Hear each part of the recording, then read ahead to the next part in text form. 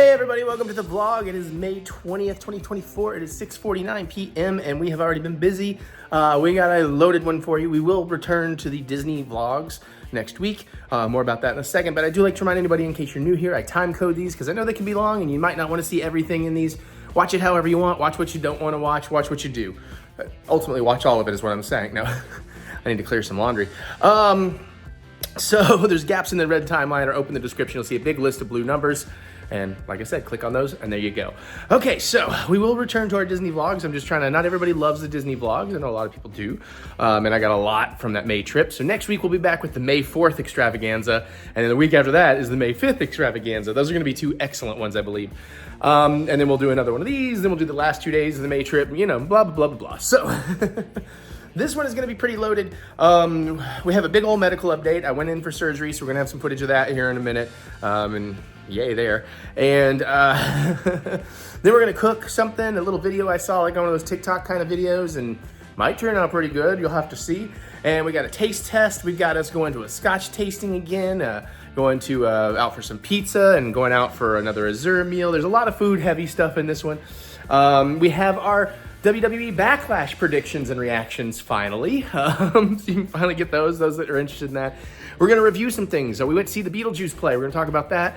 We're gonna go a Beetlejuice musical. We're gonna talk about the Fall Guy, and we're gonna talk about Argyle. We finally watched that. We're gonna open some things. We've got some new Disney pins. Well, we've got some more Disney pins to open. We're gonna open up some Kyber crystals because there's new Kyber crystals and something very cool and new about them, and there is a mystery box element. So I'm probably gonna unbox a vinyl box. My subscription I keep meaning to cancel and never get around to because they need to pass that law where canceling is easy, so I don't have to call in at random hours on random days. We got that going on. We're gonna make a cocktail, and I got a big old vacation update talking about the next Disney trip and more. So yeah, there's a lot going on. So let's get to it. Let's enjoy vlog. All right, well, let's do sort of a health update / health journey. If you followed along from before, I'm not gonna get too into it because it's kind of gross and detailed, but you can go back to older vlogs and look basically from the time I had surgery or a little before there. But basically I'm going in for my follow-up surgery tomorrow morning. So it is Thursday, I'm filming this. It's like what, 6 o'clock, a little after 6 p.m. So I have been going through the weird regimen you have to do leading up to it. So for instance, today I showered and I'm not supposed to put on like any kind of lotion or anything afterwards, and I feel so dry and awkward. I've not been allowed to shave for a couple of days. I don't know, I guess it's because microabrasions, they just don't want more getting, you know, bacteria getting in there or whatever, I don't know. But I'm trying to follow as best I can.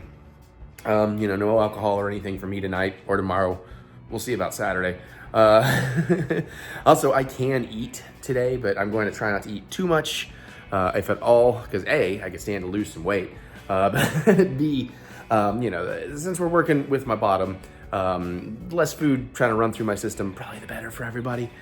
So I'm gonna try and take that easy, just mostly drink some water, maybe eat a little watermelon, maybe a little cheese for blockage, I don't know. It's an excuse to eat cheese. Gonna play some board games and all that in a minute. So it's 6 o'clock. I'm gonna be up for about another 6 hours. I'm trying to get to bed by midnight. I'm supposed to be at my surgery at 6:30 in the morning. So I'm gonna try and, since I can't do my full shower regimen, but I'm supposed to shower, I'm just gonna kind of pop up about 5:30, 5:45, brush my teeth, go in, wash my hair, wash my body real quick, and then just get on with it. Get over there, let them ask me all the questions and plug me up to all the things and knock me out and do whatever. And then hopefully I come back from it just fine. And then hopefully I'm out of there in time to go pick up Ursula's Revenge Lorcana, because that drops that day. And I know, like, I missed the pre-orders. I mean, I have some pre-orders for the wide drop on the 31st, but like, I'm hoping my comics, my game shops will have enough that I can go get some day one. I really at least want to get the starters. That's sort of the plan, you know. As far as what's going on down there, it's mostly just completely felt normal since the original surgery, you know, kind of healed from that. I mean, I've had to still do things like, you know, I mean, I keep gauze down there because there's a ring in there to keep something draining. They wanted it to continue draining. And honestly, I hadn't really seen anything for a long time, but I started seeing some stuff for the last week. So that's got me a little wondering if something's back and, you know, will this be the end of it or not in this surgery? Although there will be a follow-up regardless. But also, I kind of came down with a little bit of a cough, but it's mostly gone now. So I was like, good, because I really don't want to postpone. I could, and there would have been some benefits to postponing, but then it gets gets close to running into problems with all my future Disney trips, which I really don't want to do. It'd be nice to kind of be back to normal and not have the extra regiment of, you know, the downstairs stuff. But again, it's really not been a problem.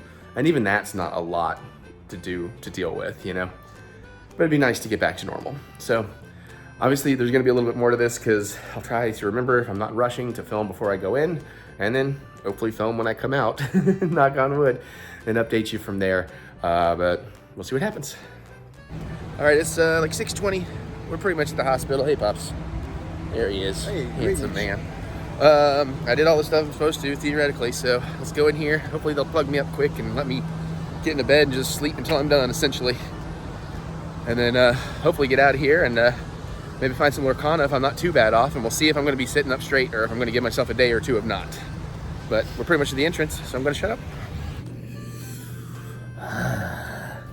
That's right, I gotta do the thumbnail, right? Let's make this the thumbnail again. Like I'm like all like, I can't do it because my hand's in the way. There we go. Unplugged. I'm unplugged, oh no. So everything's good so far. Just, you know, they got me all hooked up, got my compression leg things on that are like a leg massage, and also make a, like Darth Vader, so I'm gonna feel like I'm Star Wars. It's 7:57. My surgery scheduled for 8:40 till 9:50. If all goes well, they shouldn't need that much time, and if all goes according to plan and well, I should theoretically be out of here about 11 a.m., which is right when Lorcana goes live on Disney Shop Disney, but the game shops will be open for an hour, so we'll see if I get to do any of that. We'll try, and I'm also now officially getting hungry, so I can't wait to get knocked out because I'm going to want to eat later, like eat. But I guess that's about the end of the update, so hopefully I'll be back to finish this off and make more of the vlog and give you all the rest of the Disney vlogs. I mean, the beard kind of works. It's not quite, I wouldn't call it a beard yet, but what, this is 2 days without shaving? It's uncomfortable, I don't love it, but it's not a bad look on me. Makes me look like an adult. All right, I'm shutting up for now. For now, I'll be back. I'll be back. It's late. I've had a lot to drink. It's like 1:30 in the morning. I just about finished the vlog and I realized I thought I had filmed post-surgery. I had not filmed post-surgery. So we'll just sum this up. I thought I gave you all the good news and I have not revealed all the stuff. So I won't get too into it. If you want to know all the details, like I'll give it a little bit, but like, you know, they basically left a wound controlled and a little bit of tubing that I had to move every day to make sure it could clear itself out. The other thing was the delicacy of the fistula, and did it heal well, or did they need to change its position? So basically went through surgery, no hitch, came out of it beautifully. It healed well. They're done with that. They took the ring out of my, I don't have a butt piercing anymore. It's gone, it's drained. I'm healing from all that now, of course. It's been a few days.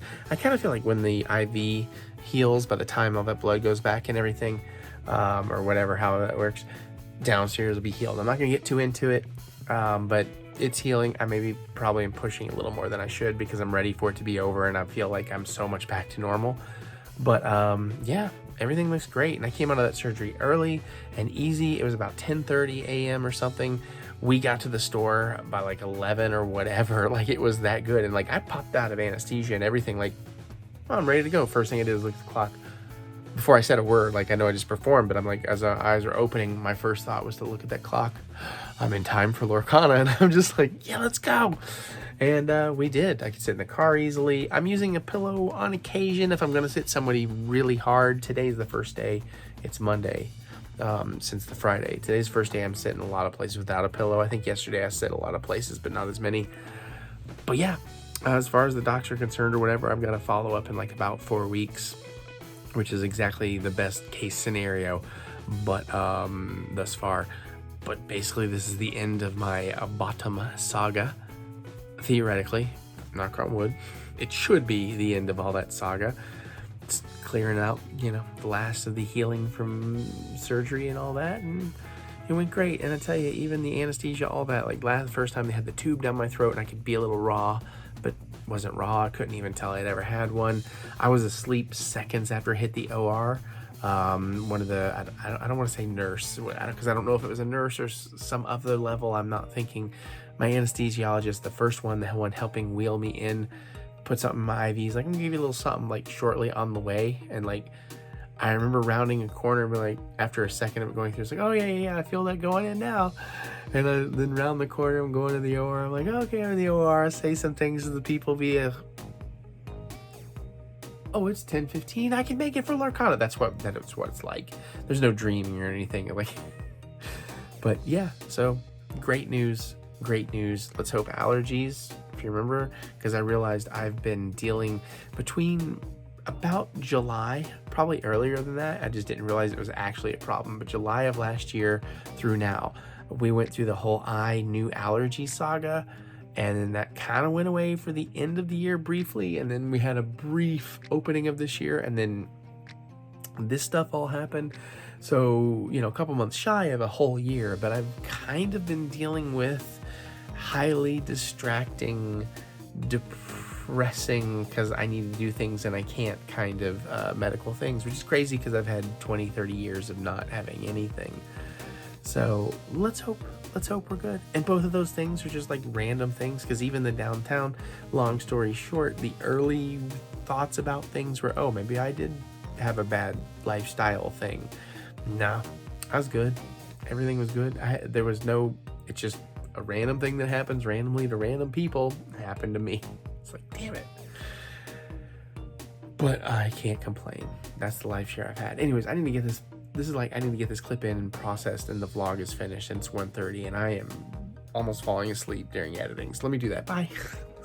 Hey everybody, all right, we're gonna do the cooking segment now. We got something well, let me just explain. It's kind of one of those TikTok-y videos. I don't know where I really saw it. I don't saw the video. I did save their ingredient list.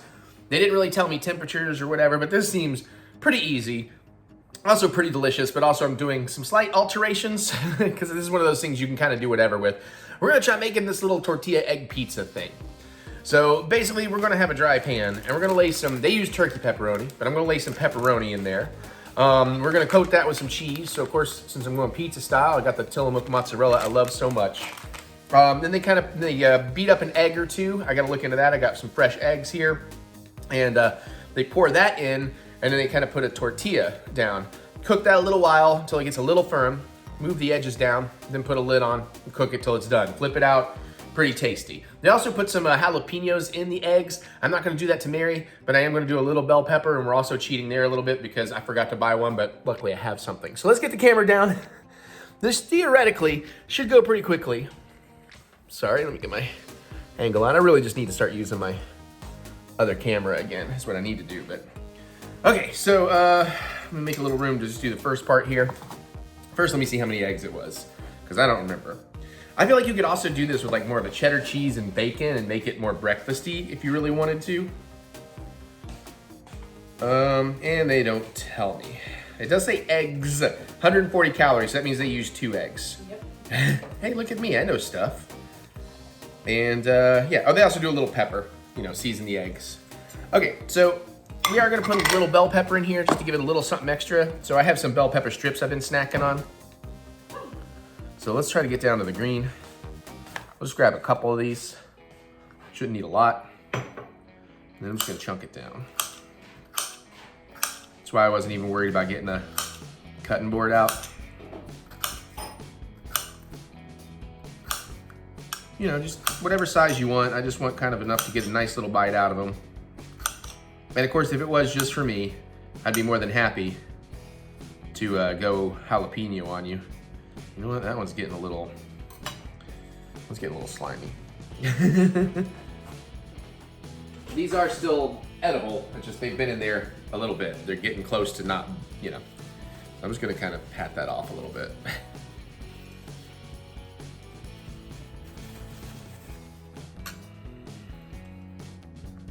There we go.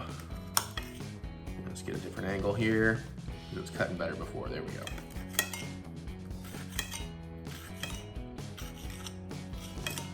So again, just kind of cutting some corners here because I don't have time.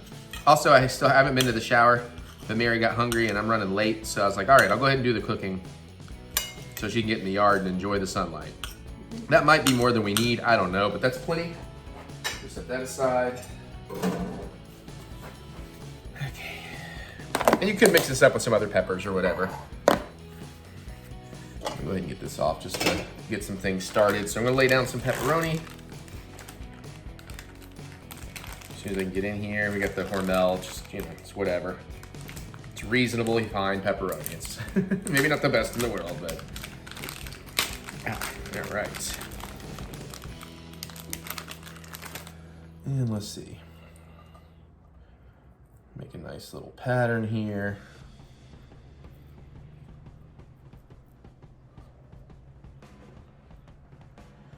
Do one more. Maybe two more. Oh, there's two pieces there.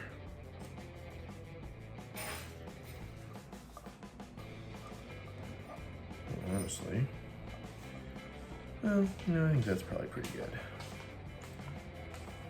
And one for the chef. Now, I am a little concerned with the switch to this pepperoni that it's a bit greasier. So we'll see how that plays out. Then turkey pepperoni. Got the cheese, already showed you, good, because I can't get the angle on it. We don't want to go too hard on the cheese, but you want enough.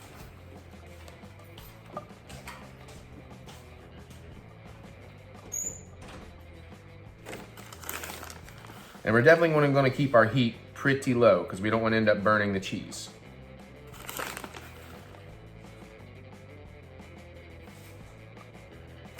Maybe just a little bit more around the edges.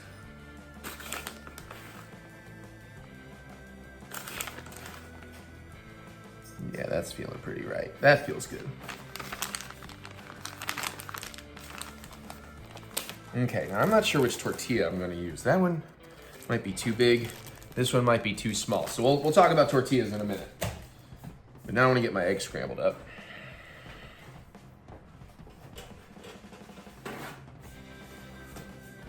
Boop. Take my ring off in case I get messy. And it has been a minute since I have messed with eggs, so let's see if I've still got the magic. Ready? Here we go. I did not do that right. Nope. Oh, crap baskets. I did that very poorly. But okay, well, not very poorly. That could have been much worse. But I did not get any shell, so we're good. Let's get another one. Ooh, a little too much, overcompensated. Still, no shell, we're fine. But not as smooth as I would have liked.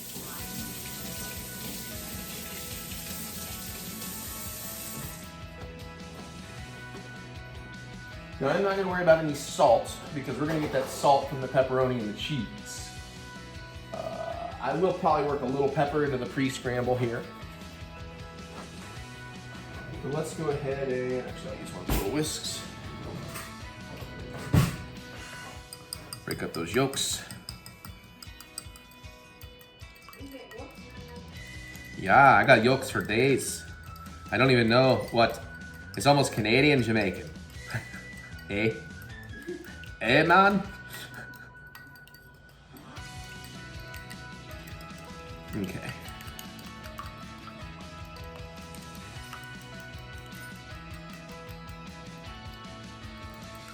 All right, well, we are going to scramble those up a little bit more. Let's go ahead and put in the peppers. Well, it might have been maybe a touch too much peppers. It's all right. Chunky. Get some pepper in there. 1, 2, 3, 4, 5. And back to scramble. Back to mix.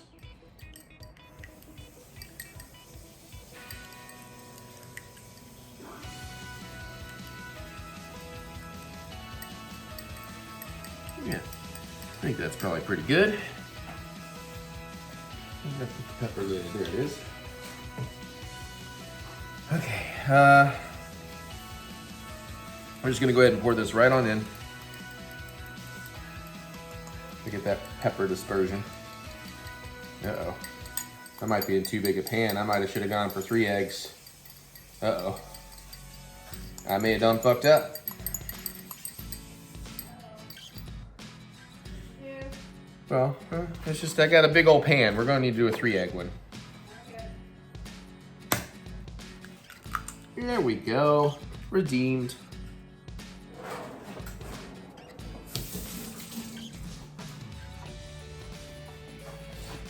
Redeemed. Sort of ish. Okay, a little more pepper into that one. Flat, flat. It's a good thing it's not cooking yet.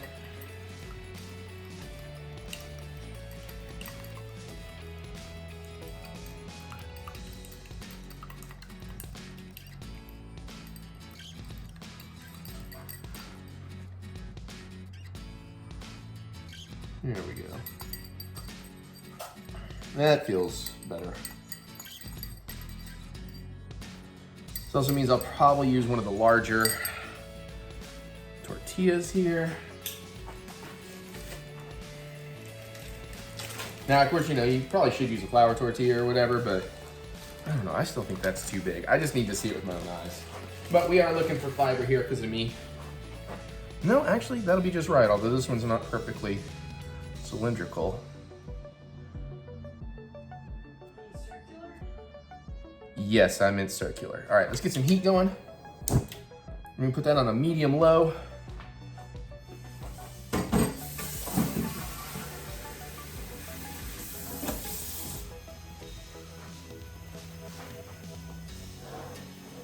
I'm gonna put away some cold stuff real quick.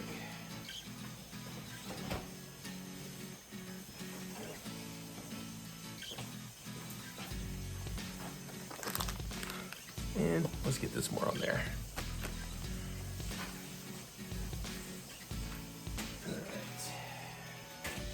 All right. Dynamite. There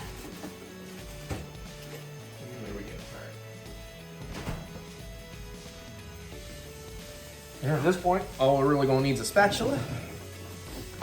Fresh from Spatula City. Use a big boy. We do wanna kind of press this down though a little bit.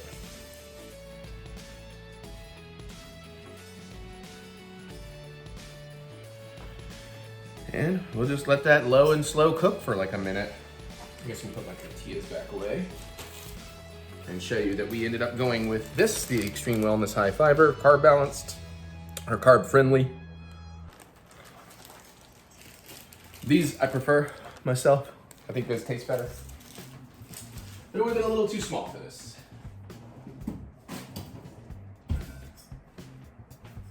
I mean, I got a good feeling. I think this is gonna be pretty nice. Make sure I got my heat dispersed under there properly. Clean as I go. I haven't cooked. God, when is the last time I cooked something? It's been a minute. Like, you know, other than. Like making wraps or whatever? Right. Yeah, I've just been making all these wraps lately. All right. Yeah, here's where it gets tricky because the video I saw gave me no information on what I'm doing here, so I'm just trying to use my knowledge of cooking eggs. And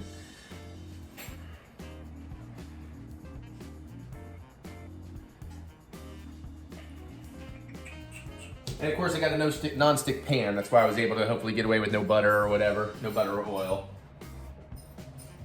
But if you're cooking eggs, you should know to cook them in a non-stick pan generally. Aw, did you catch something, itty bit? Yeah. My mighty huntress, what'd you get, baby? Oh, did you get that mouse? Did you get that mouse for us? Yeah, big old mouse. No, I couldn't see, but it was an awesome catch, girl. Good job, sweetheart. You are a mighty huntress indeed, my lady. A beautiful, beautiful lady. You know what, I'm gonna go ahead and let this steam up a little bit. Maybe that'll move it a little bit faster. Because in hindsight, I think maybe they were steaming it initially too, so. So we're looking for it to kind of get halfway done. We want it to be a little firm around the edges so we can kind of clear the edges. And then we let it go a little longer so it finished cooking.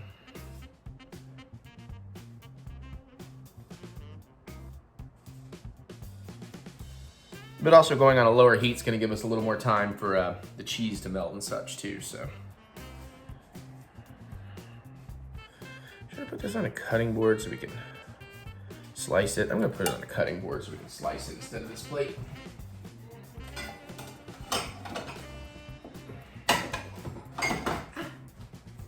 Oh, my fingies.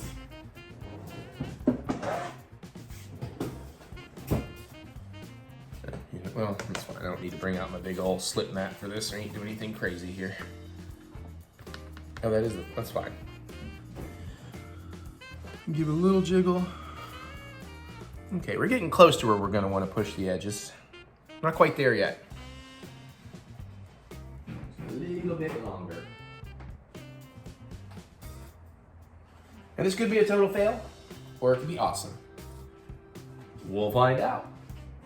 And again, like I said, you can do all kinds of stuff here, man. You can get like sliced chorizo in there and use like more of a Mexican cheese blend or some pepper jack or something, or Oaxaca cheese. That would be your jam. Then hit it with some pico when it's done or something. That would be amazing. Huh?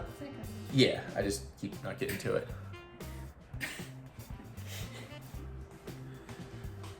Okay, I feel like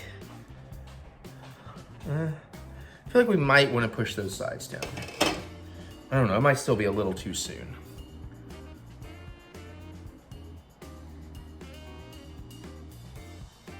Yeah, it's a little too soon. I jumped the gun, y'all. I was impatient.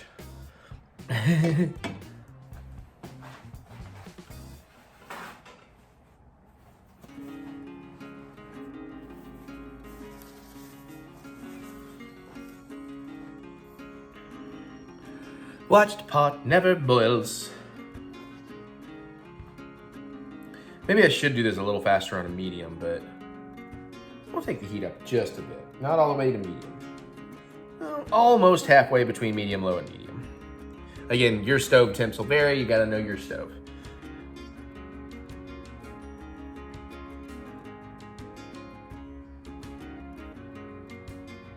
I got a good feeling about this. Which is never something I should say. I can't do our echo timer anymore. It's been on the fritz. We got to get a new echo, so. I mean, we can plug it in and use it when we need to, but it just keeps randomly playing all kinds of stuff and at random times. Like I'll come down 3 in the morning, there'll be some news story about baseball playing. I'm like, what the? No one was down here.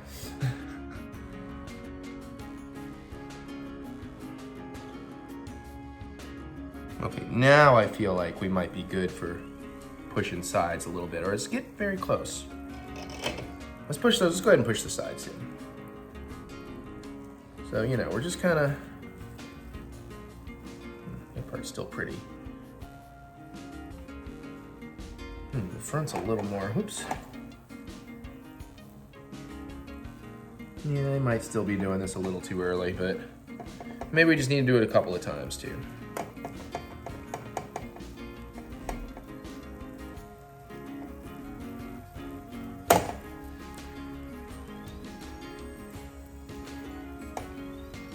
I can hear it sizzling in there.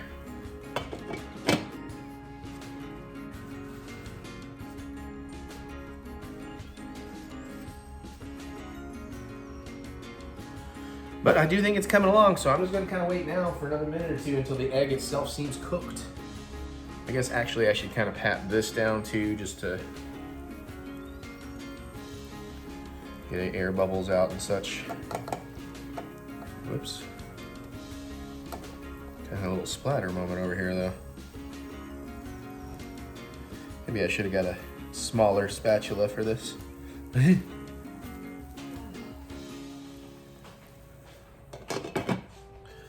Almost there. Couple minutes.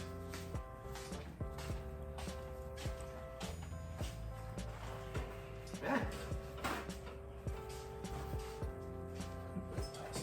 little overused.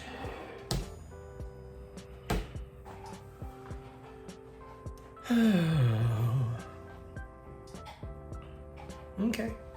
I think we're doing it right. I don't know. I think so. You could do some onions in here. Although, I think, maybe it was just for quiche, I'm not sure. But I think something about onions, the acidity or something about it will break down your eggs if you cook them in it. I wish I could remember what Sean taught me. I don't know. Because I talked about putting some pickled red onions in a quiche, and he's like, you don't want to do that. I was like, oh, okay, good to know. Yeah, this sucker's looking like it's getting real close.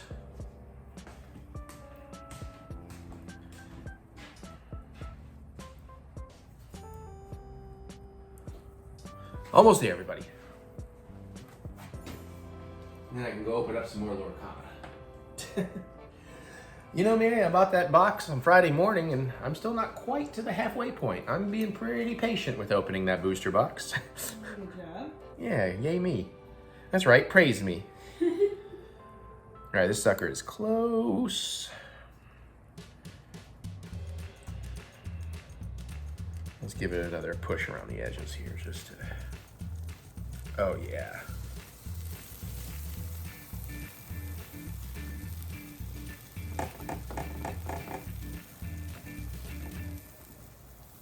Yeah.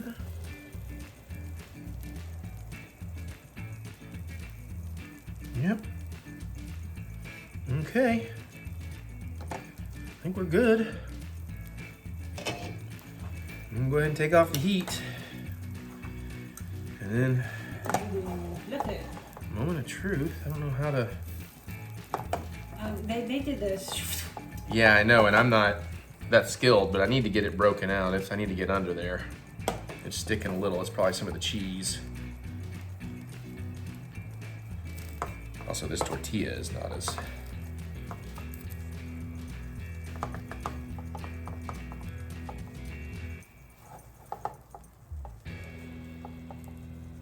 I wonder if you almost need to cook the tortillas a little bit separately, like at the beginning. Well, again, they were using your more standard... Well, no, they had a carb balance one.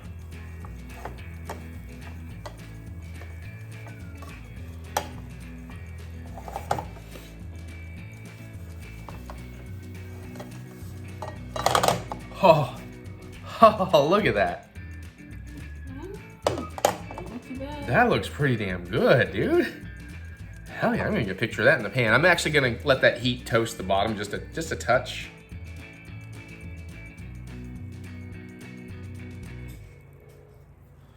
Might look better in the pan than it does, you know, True. on the cutting board. As a matter of fact, let's do this. Hold on. Just in case, let's get a cool thumbnail. Like, don't get the heat, but. All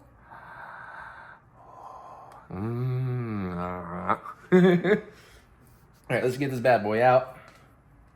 Maybe. Come on, you can do it. You can do it. Stay pretty. Oh yes, beautiful. Beautiful. We'll use the old school pizza cutter for this. Then we need to break out the big boy. It's honestly become I should start calling this my brie cheese cutter, because that's usually what it's for. Oh, Jesus. Y'all. Hey, leave it a bit alone. Aaron, Back off. Okay.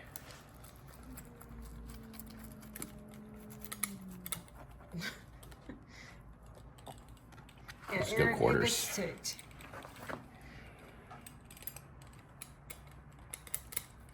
Apparently a couple of our cats are getting to have been a bit of a fracas. The fracas on a rockus. Oh. You've been to the Rumble of the Jungle? Welcome to the fracas on a rockus. Let me borrow this. Let me get my beauty footage, Eric style.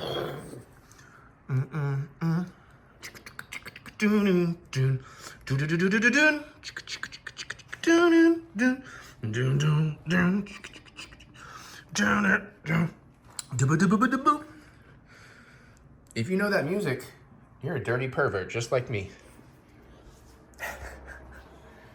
You've seen that porno, because we did it on the drunken movie night. Okay, I think I can guess which one that was then. This is probably a little too hot, but I gotta know. I mean, look at that. Oh yeah, it's very hot on the bottom.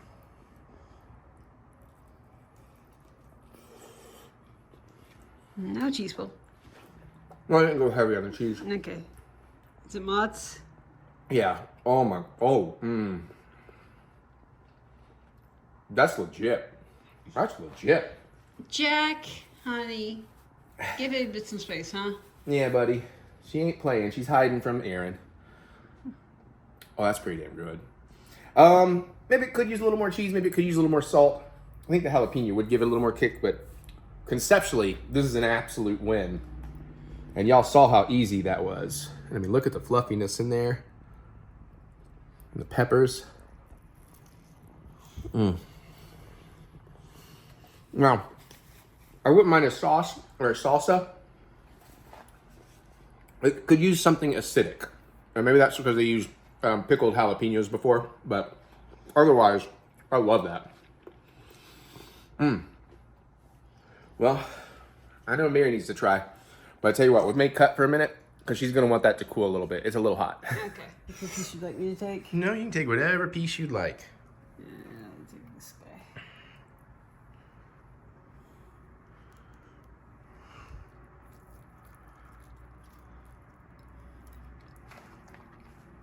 Probably could use actually use a little salt too in the eggs, to be honest. But Maybe a smooth, yeah. I thought we'd get a little more salt from the cheese and the pepper. I mean the pepperoni. But I mean, it's pretty cool, man. That's pretty good for what it is, right? Or I don't want to lead you, but I don't know. This would be like a great little breakfast pizza. yeah. Did you put pepper in here? Yeah. Like what? Black pepper. Black pepper, yeah. Yeah. Honestly, I was trying to go a little light touch with it too. I didn't want to overdo it, but it probably could use a little more of that. I'd say so. But you know, for my first attempt, proof of concept, that was so easy to make. This is something, and again, like I said, you can make this all kinds of things. I thought about instead of pepperoni, doing like bacon and then using like a cheddar cheese and making it really breakfasty. And theoretically, it's a fairly low calorie, healthy for you dinner. Especially with like, since we have the healthier tortillas and all that stuff in there. Yeah. So are these the The ones you like, because what I used on there is bigger. I mean, I like those. I just prefer the other ones personally. They're both very good, but different. I use them for different reasons. Yeah. Well, awesome. Look at that. 2 thumbs up from Mary. So there you go, everybody. Play with that. Have fun. I will make that again in the future. And cooking's done, so I can go take a shower, and she can go play in the yard, and I can do some trailers, and then we got a lot more vlog to make. Woohoo! Scotch Tasting. We made it. We're sitting in the front because that's what Dad wanted. Just in case I need a little padding. I know we've had the Dalmore 14, and I bought it, and we've had the Scarabus 10. I don't know if I've had it. Well, I think I've had that Glenmorangie. Anyways, let me show you.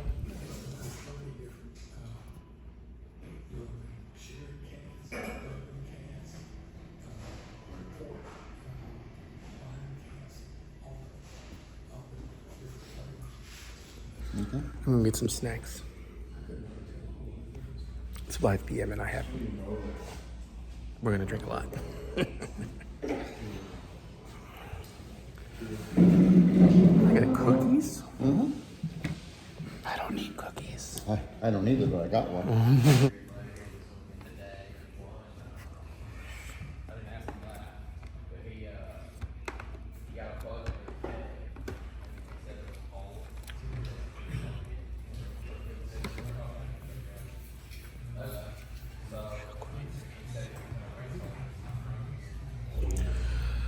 It's a little more fruit forward than I like. It's drinkable. I forgot to tell you about Dad's new scale, but he gave it a 1. It's 0 to 3. I wonder if he would drink it if it was all he had in a restaurant. Is that right? 1 is was it free in a restaurant? If it's free. No. If they give it to him for free in a restaurant, he'll drink it. That's his 1. 0 is not even for free. To me, Glenmorangie, that's classic. It's okay. You get a touch of that spice, you get that nice little bit of apple to it, just really light, apple. easy to drink, not overly heavy on that smoke. I think I'd A rather little bit of everything. have like wine or something if it were a cocktail if I want fruit. Regularly used to finish Scotch, especially with other spirits as well. Number 2. What beer was it? Sorry. I believe Tray number one. expert in as well. Check that. The snacks are very many good. Scotch distilleries, unless they're specifying a little more hush-hush about who they're buying from, because they want to focus on what they've got as far as their whiskey. But all these barrels have already had. Have already had I'm not good at something the in swirl it with this hand. Unless they're specifying that it's a new or virgin oak barrel, it's usually either washed, recharred in some cases, sometimes just refilled for everything. Smells okay.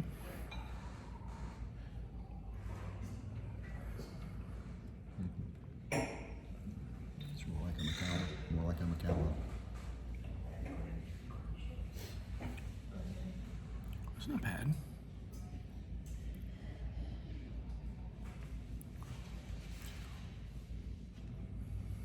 And the fruit doesn't come through as much. I'd say it's, if it had more smoke, I'd like it more. Well, if it had more smoke, it wouldn't be a Highland. It would be a Island. Good point. I'll anxiously await your scale rating on this one. I'd give it a 2. So you buy this in a restaurant. Yeah. You buy a drink in a restaurant. Well, A drink. and depending on what else is on the menu. Right.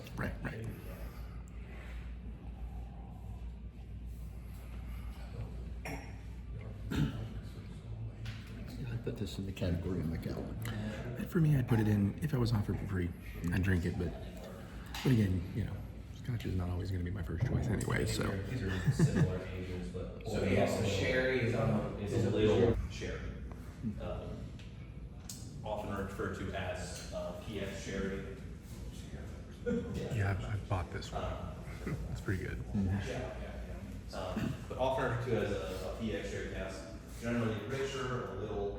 Ready for mine too. Yeah. If I accidentally skip one of you or low pour, I'm just eyeballing here, let me know. I'll come back.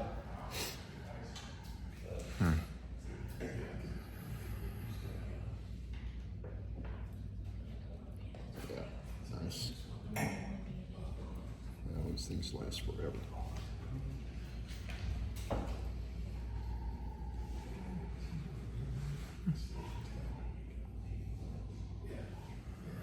It's kind of a little fun fact. So Dalmore's heritage actually dates back as far as it's So what number? 1262. 2 or 3? It's probably a 3. I'd probably buy this. I bought it. King Alexander III. Since I already have. At that time, their family was actually bestowed this deer, I suppose, stag, as they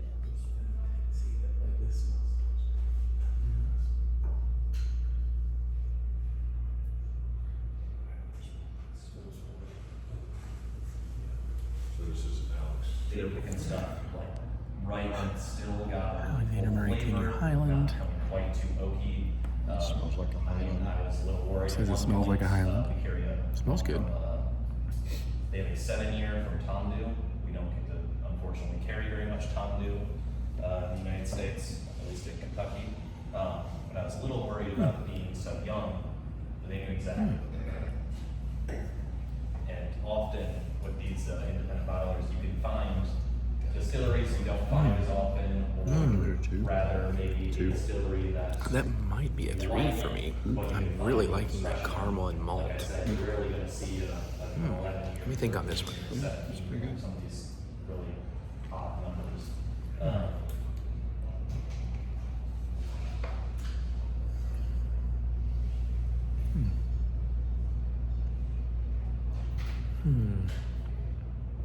I hadn't intended on buying any of these today, but I think it's pretty inexpensive as well.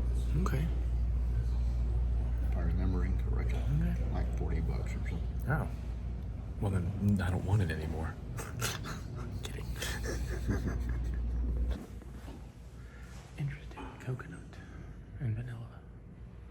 And now I'm singing Moana songs in my head. Think of the coconut, stems and leaves.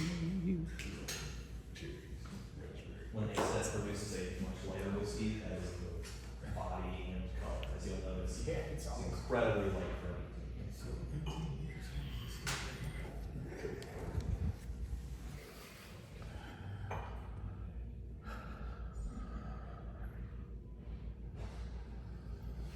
Get the vanilla for Yeah, I sure. was gonna say, I definitely got the vanilla immediately. Clarity is interesting.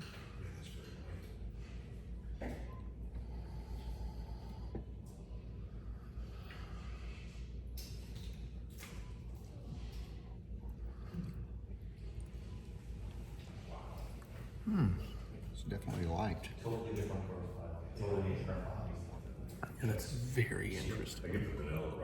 Yeah, even the smell. Yeah, the coconut sneaking in there. All right, the lady behind me said she didn't want to be in the video, so I'm trying to block her out. Interesting.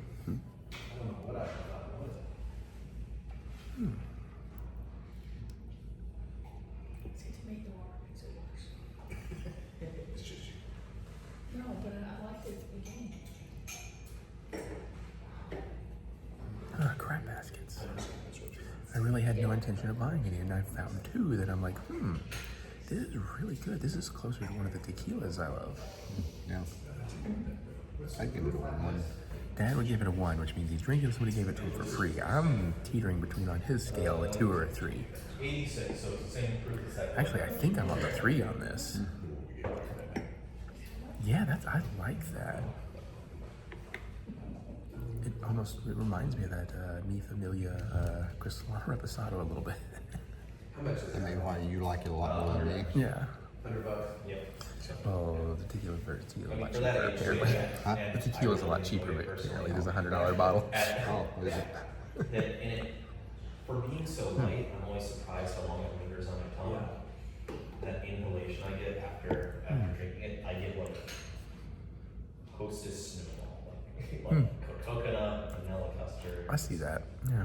Would you, with these, would you still stick with like a Connecticut type cigar, or would you pair it with- They're also doing Honestly, I don't have a pick offhand for preparing a cigar with this one since it is so light. It does linger. But I certainly wouldn't really go any darker than. Yeah, I'm thinking Connecticut would I like that a lot. be.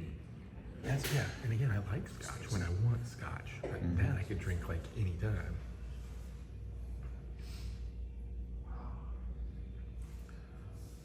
Try to leave you some time to read that if you want. I guess you can pause though. Nothing really paired with that last one, but it was delicious on its own. All right, here we go. Shield 18. Here, let me have this last time. I don't remember. Yeah, you gotta smell the herbal.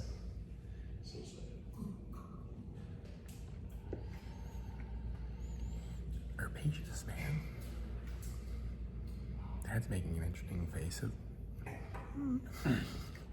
Yeah, it's not fruity, but it's kind of herbal or something. Yeah, Oh, the herbal. it Yeah, says herbal. Yeah. A lot of smoking after. Yeah. It is very herbal, like a little gin-like. Just a line, I'm guessing here out. Do you have your ranking yet? You got I'll a come over when you do. 1, probably. Probably got So 1. that'd be a 1 for him. I don't know where I'm picking. So that's he'd drink it in a restaurant for if it was free. Yeah. 2 is you'd pay for it at a restaurant. right. Okay. 3 is he'd buy it at home. 0 is not even for free. Just trying to let them know your scale, which I really like your scale. It's cute. Yeah, it's really herbal. It's definitely more. Maybe if you were coming off a gin drink or going to a gin drink.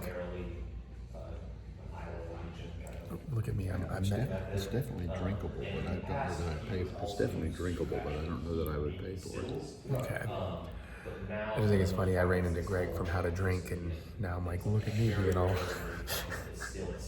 coming for your job, Greg. So for like the ILA, will ILA export their peat to other distilleries or? Not. This is okay. It's interesting. It's different. I Can't say I love it. But there is a distillery that has its own artificial. If I remembered what this tastes like, Where they can. and I was in the right place for it, I know, but I'm saying like, if I was in the right place, where it's like, you know, I want a triple scotch, this would be great. Like I said, I certainly drink it, but I Yeah. don't know that I'd pay for it. Nice. Unless there was nothing else on the menu. Yeah, he'd drink it and he wouldn't pay for it unless there's nothing else on the menu in case I didn't come across. I meant to bring those cheap labs.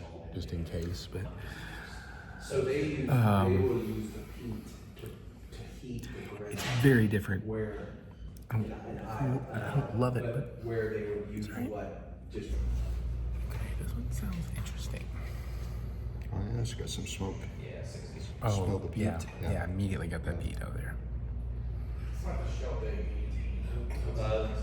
Right, The this Shield one. Egg 18 actually last I haven't month tasted dropped it. down to Just based on smell, he's saying this may go up The to a smell, 3. maybe a 3. It's either a 2 or a 3. It does smell really good. Very smoky smell. Well, not very, but definitely some smoke in that smell. Getting a good reaction here.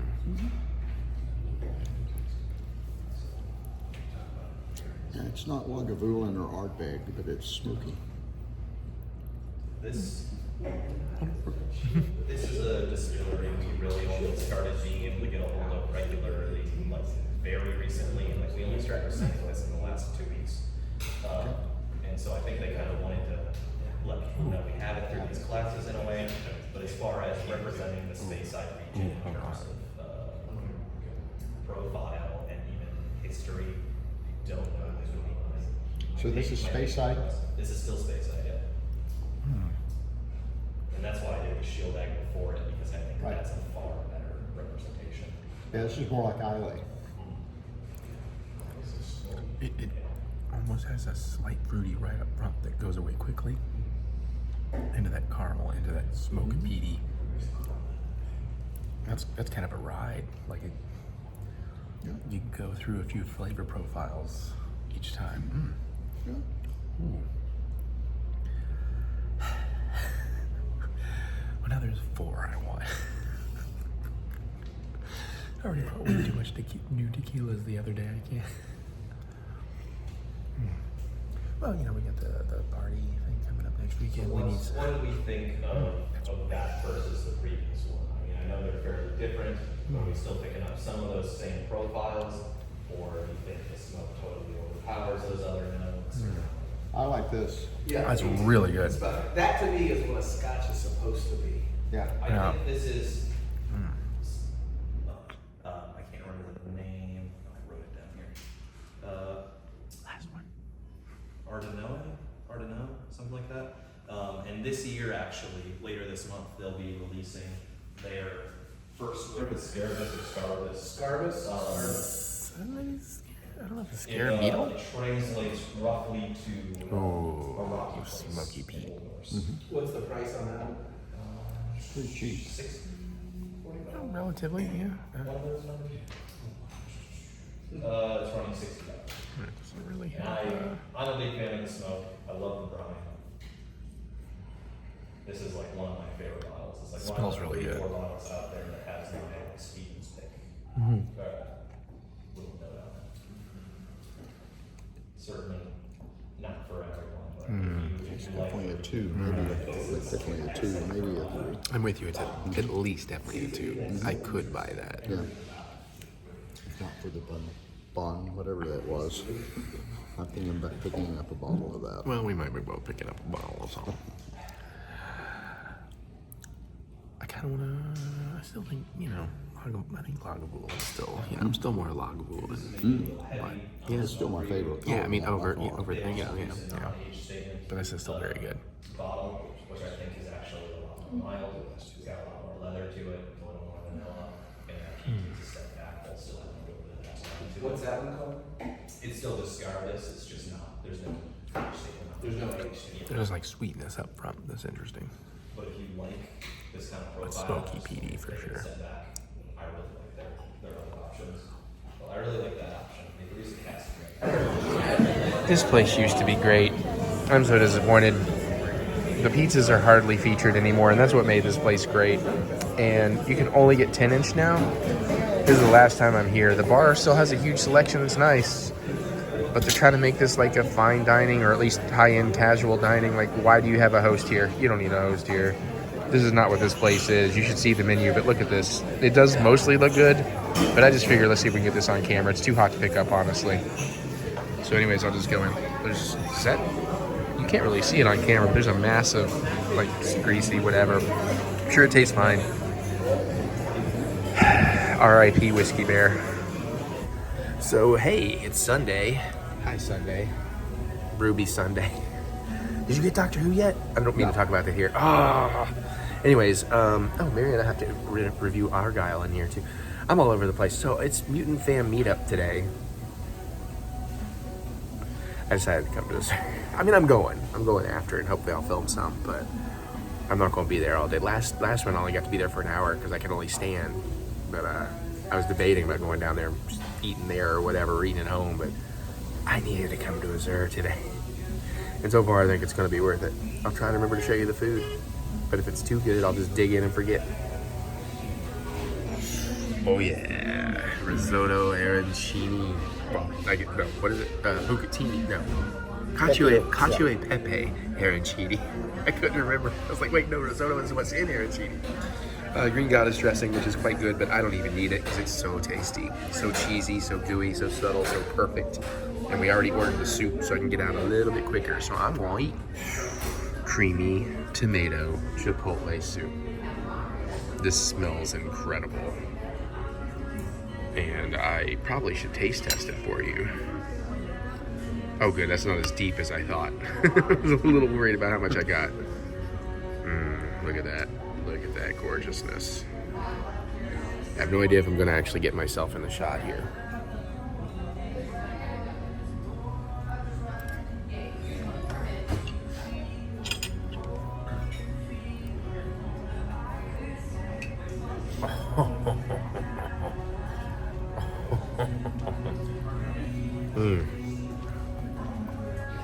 Oh, that sweetness and then the little chipotle heat coming into the back.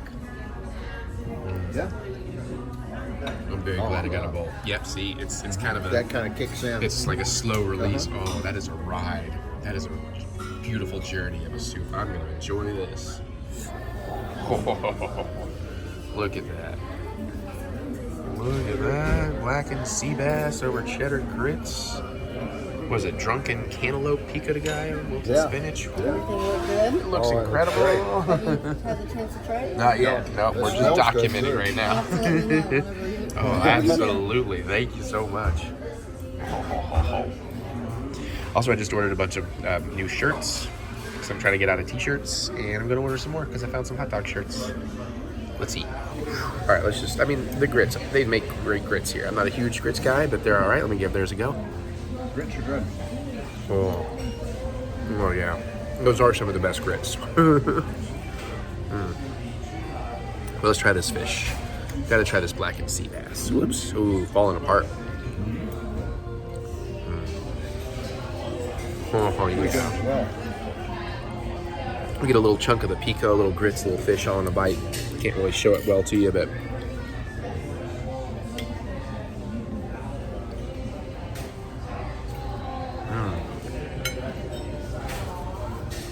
that's really interesting, like the cantaloupe and the grits. It's unusual.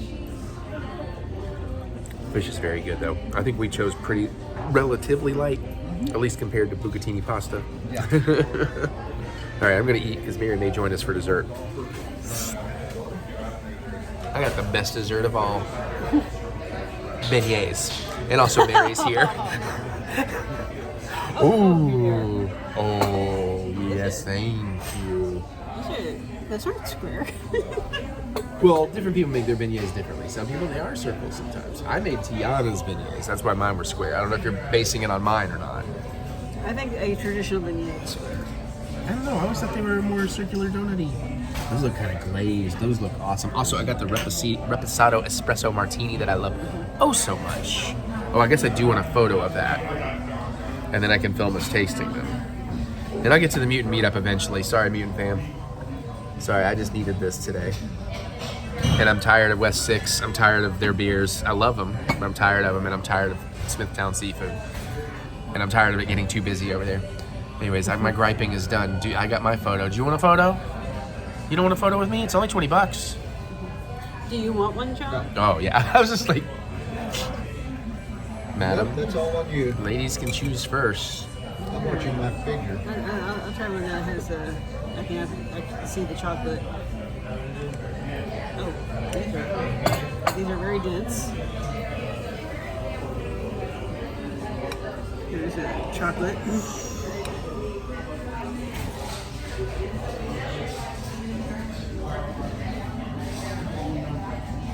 It's very hot on the inside. Ooh, good, good, good. That's what I want. Oh, those are really dense. I'm just gonna bite into mine.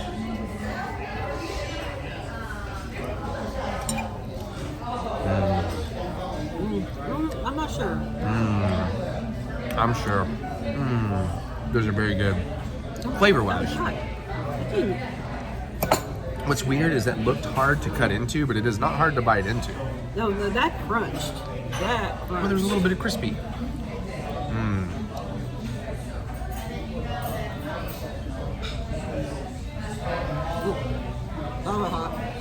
I really like it. I really like it a lot. I like it. I like it a lot. I'll see you at the Mutant Fan Meetup. And I'm home from... No, we get no addresses. And I'm home from another fantastic Mutant Fan Meetup where, yes, I realize I didn't film a single second of it.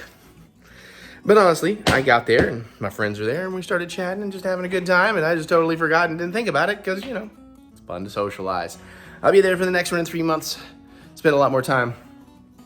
Good old mutant mama Kendra gave me so much crap about my butt, but also said some nice things, which was weird. She should not say nice things. It doesn't suit her.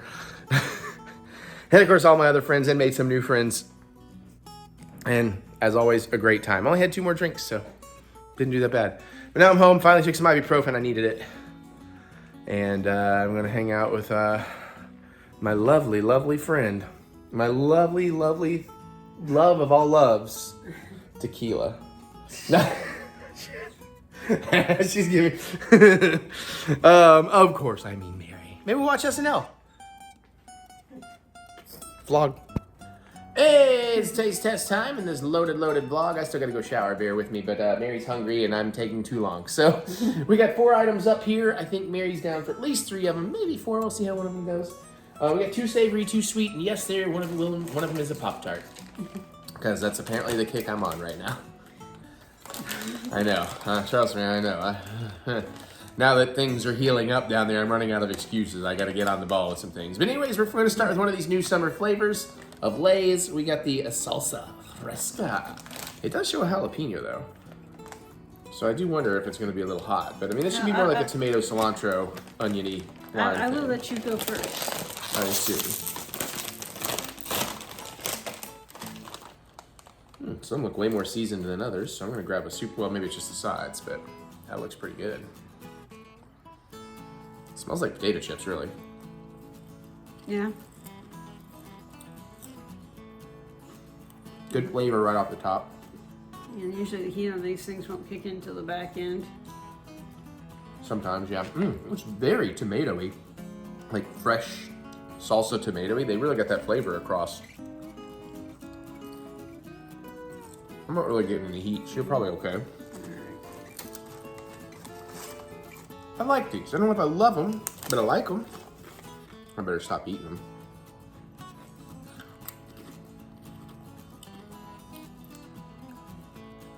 Just a hint It's of, just too big. just a hint of sweet.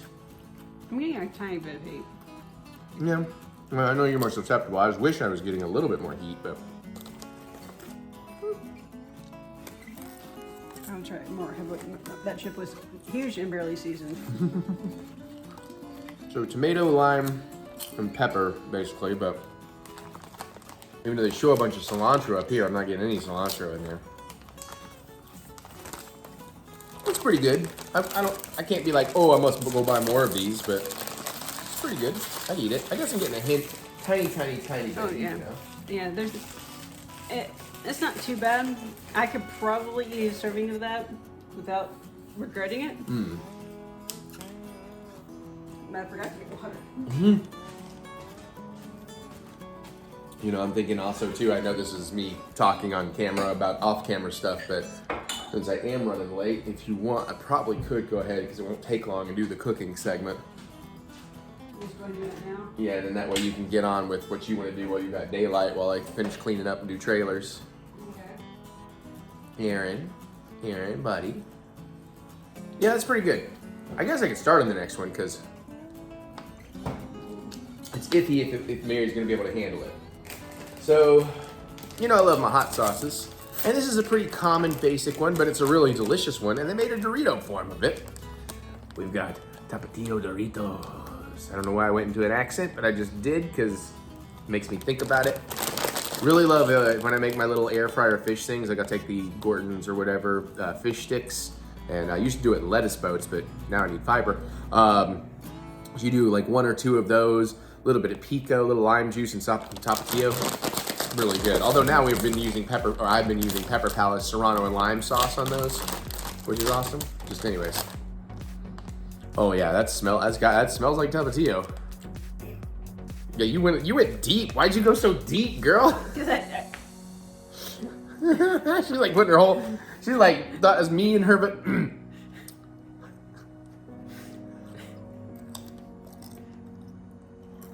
Oh no, you like that reference.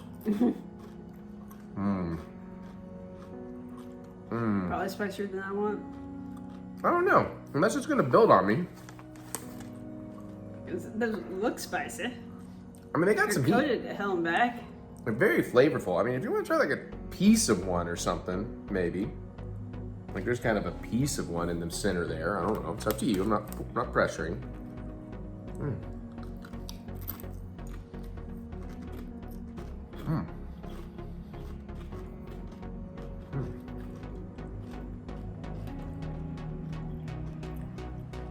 Yeah, those are pretty nice. I'm trying to decide how much I like them. I definitely like them. Is it okay? It's a little too much. On the back end, yeah.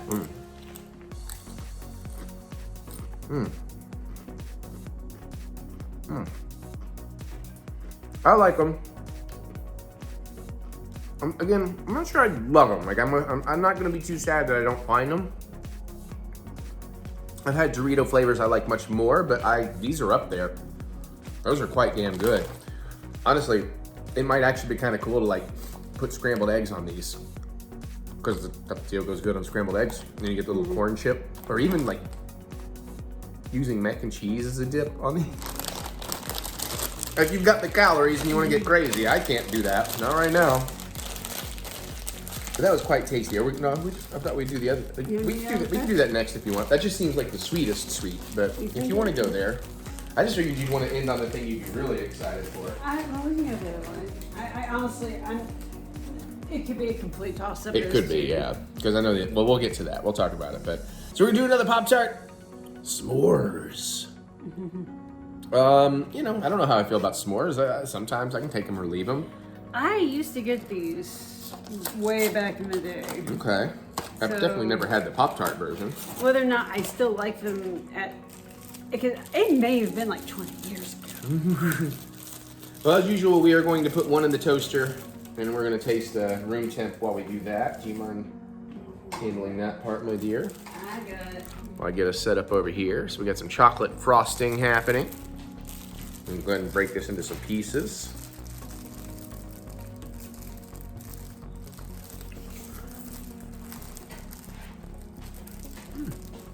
Oh yeah.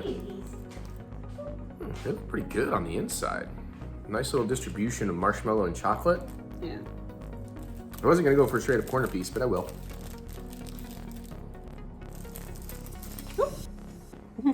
Oh, sorry.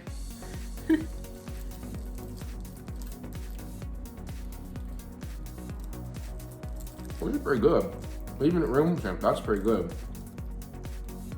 These may actually be some of the better ones that we've had so far. At room temperature? Yeah, I would 100% agree with that. Yeah, that's actually quite tasty. And as we've learned, they seem to always definitely be better out of a toaster, so now I'm kind of really excited about out of the toaster.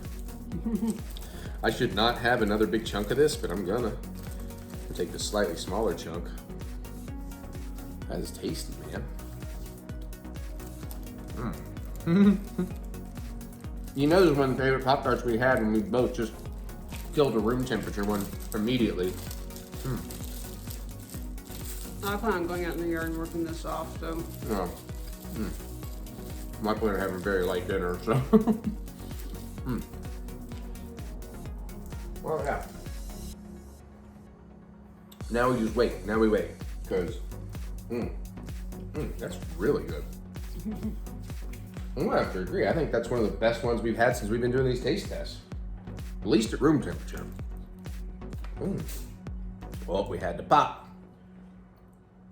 Not very tart though. Really?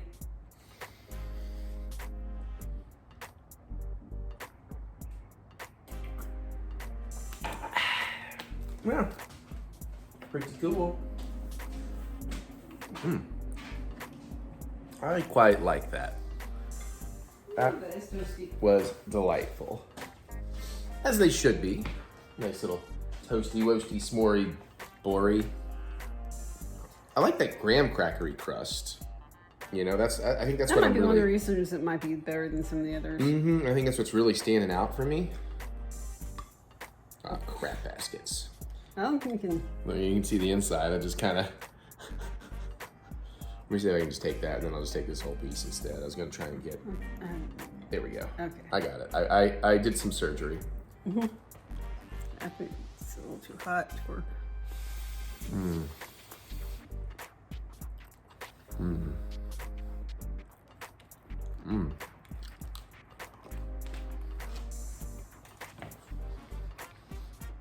You know, I like that hot, but for lunch, I think I might prefer the room temperature ever so slightly.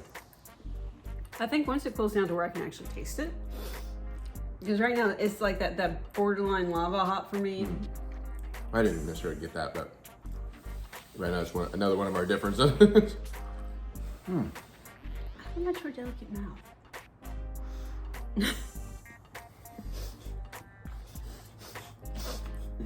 Just drink your water.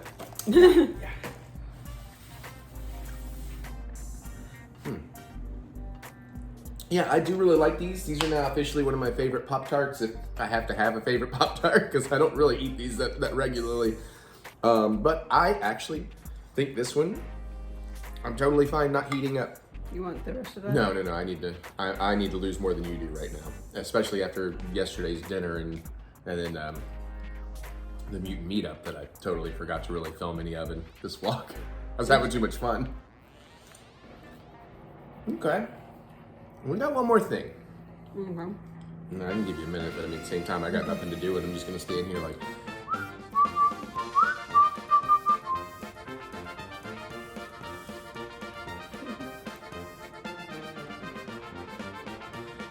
Well,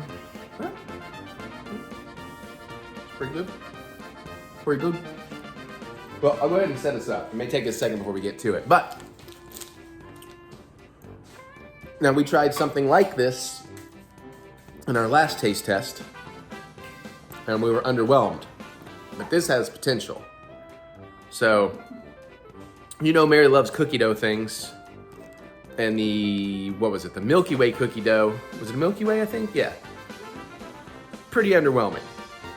But today, we have cookie dough Twix. We have cookie dough Twix. Which is already based on a cookie. And it does look to have almost more of a cookies and cream vibe going on in there. So it might get a little more cookie doughy. I'm trying to keep my expectations low for this because I'm sus. Yeah. 100 calories per stick. So let's see if I can get away with just a quarter and a quarter. I'm sorry. Definitely separation of layers. That does not look like much cookie dough versus cookie. It, surprisingly, it takes a second, but I'm getting a legit cookie dough vibe out of there. That's not bad. I kind of like that. Personally, I'm still going to prefer the standard Twix because I think it's just kind of perfect as is, but that's pretty good.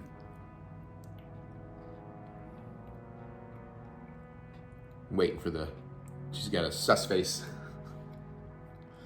Waiting for the cookie dough expert to expound. But I do think that's what it is. I think it's a Twix cookie that they didn't put cookies and cream in there, and that almost gives it a cookie dough vibe, almost. I'm gonna say nah, brah. Nah. Well, like I said, I'm new to cookie dough, and she's, I won't say picky, but she's also way more into it, so. Well then, how do you think, go ahead, sorry. Is the flavor's not quite right. I don't know what the hell this filling is. It's not cookie dough. I know, I was thinking it's like a cookies and cream, you know, that's the vibe I was getting out of that. Cookies and cream is not cookie dough.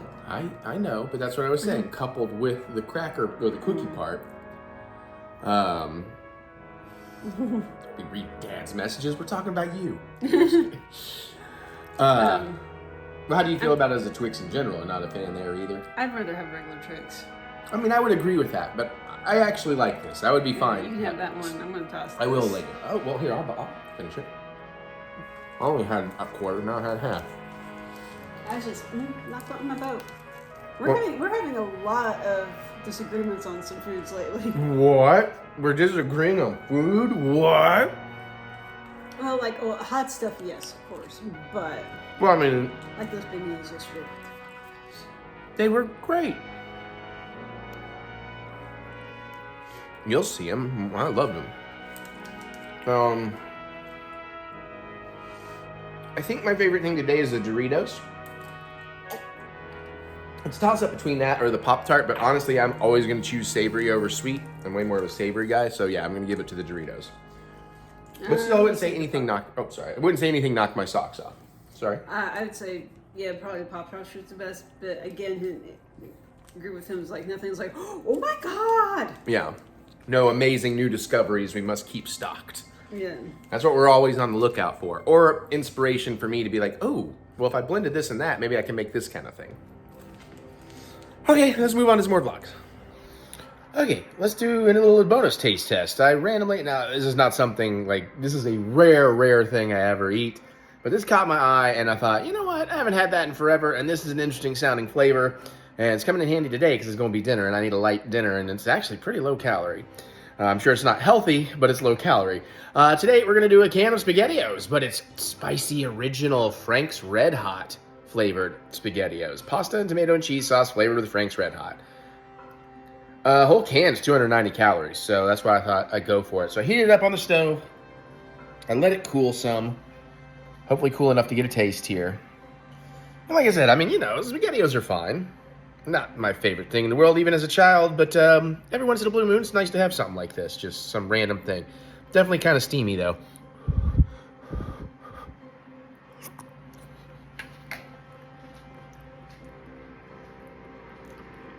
Oh, that's pretty damn good. Oh, yeah. Yeah. So really, it's just kind of like a spicy SpaghettiOs. Like, if you know what SpaghettiOs taste like, it tastes like that, but there's some heat. Maybe just the tiniest hint of that vinegary hot sauce flavor. But it pretty much tastes like straight SpaghettiOs. They're just spicy. Nice. Probably be another decade before I have a can, but I'm happy to have it today. Hey, let's do a little Disney update from my July trip. And I guess a little bit of the September. I've got some information. And a little bit of November. I've got some information. And maybe January. July currently, I have a bunch of stuff lined up because I know it's going to be insanely hot. So I decided this would be a good opportunity to book a bunch of dinners, go to see the shows and all that, and, you know, not be out in the park as much. Because, again, I want to keep all these vlogs different from each other and not just film too much of the same stuff over and over. So currently, this is a shorter trip. It's not as short as my March trip was, but it's not as long as the May trip. So we're gonna get out there early on a Tuesday, and we're gonna come back again late on a Friday. But I don't want to. I was just to say I don't want to spoil some things coming up in the vlogs that haven't aired yet. So we're gonna keep it to just talking about July. One thing, I'll get to it. So we got the same flight going down. I get out of here about 6 a.m. I should land down there about 10 a.m. So I figured by the time I get to my room, get my bags checked in, get my Kroger delivery, I'll probably be to the first park around noon, which this time is going to be, we're going to start at Animal Kingdom. And I wanted to go back to a certain restaurant, but I just changed it so I could go somewhere new, even though I love that one restaurant. But I'm trying to try all the things before September so I can help Mary have better decisions. I'm like, hey, let's do this. You'll love this to go here. So I switched over and I'm going to do the Yak and Yeti. I'm doing a lunch there at 2:15 on that first day. Of course, I'll ride Flight of Passage and River Journey. Might go see the Nemo show again, or I've never seen the Lion King show. So kind of thinking about doing that. And that Yak and Yeti is 2:15. So I kind of want to be out of that park no later than 4. And it's actually probably, I had just realized I'm going to go for it, and that's probably what will be the theme of that first video, is doing a 4-park day. I'm staying in Beach Club, which will come in handy because you can take a pretty short, easy boat over to Hollywood, or you can walk right in to Epcot in the French side. So that's very handy. And that's where we stayed on our honeymoon. So it's not a hotel I haven't stayed in, but it is a really nice hotel. So basically I'm gonna get out of Animal Kingdom around 4. I'm gonna duck into Hollywood briefly. I wanna run back to Batu. I might grab a drink or something while I'm there, but I wanna go ahead and buy Sith Holocron and a Wayfinder and a bunch of Holocron or Kyber crystals. I don't know when we'll talk about that, but that's something we learned about and it's somewhere in this video or another video coming up. And I'll take maybe half an hour doing that. And then by then I should be able to go back to my room and make sure I get checked into my actual room, get my bags in there, all that kind of stuff, take a quick break. And then I'm gonna pop on into Epcot through the French exit and do a little browsing. I'm gonna maybe have a drink or two as I walk all the way down to the front of the park and hit up the monorail over to Magic Kingdom because I have a fireworks party, which again, I'll try to live stream from. I don't know how that will actually work, so I might not be able to because this is the third type of Magic Kingdom fireworks parties. I've done the pre-parties, I've now done a post-party. We're going to do these seats and suites. So this is the one where you stay in Tomorrowland and have all your drinks and food, snacks while you're watching the fireworks. I don't think the view is gonna be quite as nice, but might be a little bit more comfortable. So we'll see how that goes. And then I think they're open for deluxe resorts, deluxe people till, no, that's the next day. So then, then we'll pretty much head back and try to get some rest. I mean, we'll do a little parking while we're out there, of course, but so then we got the Wednesday, July 3rd. I'm gonna start off with a character breakfast at Cape May Cafe. I wanted to do that on our honeymoon and we couldn't book it because we were a little late to everything, but I'm excited for that.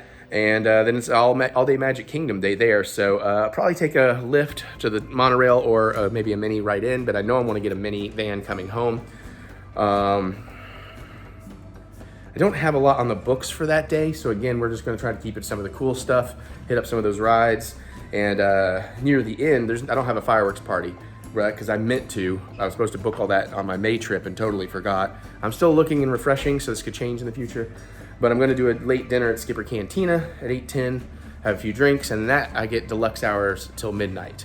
So, so I definitely be haunted mansioning that up, drunk as fudge. And that's pretty much the plan there. Minivan back to the room. Then we got Thursday, July 4th. Again, could not get a fireworks party here because I screwed up in May. Still checking. But currently we're gonna start in Epcot. I've got a nice lunch at Spice Road at 11:30 a.m. I wanna try their regular menu because their fireworks food, I guess that's a bit of a spoiler possibly. And we'll do some Epcotting stuff. I don't know exactly what. We'll try some new drinks, look up some new merch, whatever. And then we need to be over in Hollywood before 4:50 because I have a character dining lunch dinner at Hollywood and Vine, but also it's the Fantasmic VIP thing. So I'm gonna get VIP seating to go see Fantasmic later that night. So I'll get out of there about 6:15, 6:30, and then I have an Oga's at 7, and that'll take me to about 7:45, and I'll grab a drink and head over to the Fantasmic fireworks, and that'll be kind of that night. And then we got Friday, which is the day I leave, and we're starting off in Hollywood because it's real easy. I'm sure I'm gonna book an Oga's. Other than that, I might try to find a restaurant over there in Hollywood for that day, do a breakfast or something. And I'm considering getting the Tron Identity program, getting one of those action figures done. I just haven't figured out exactly when I want to put it in my schedule.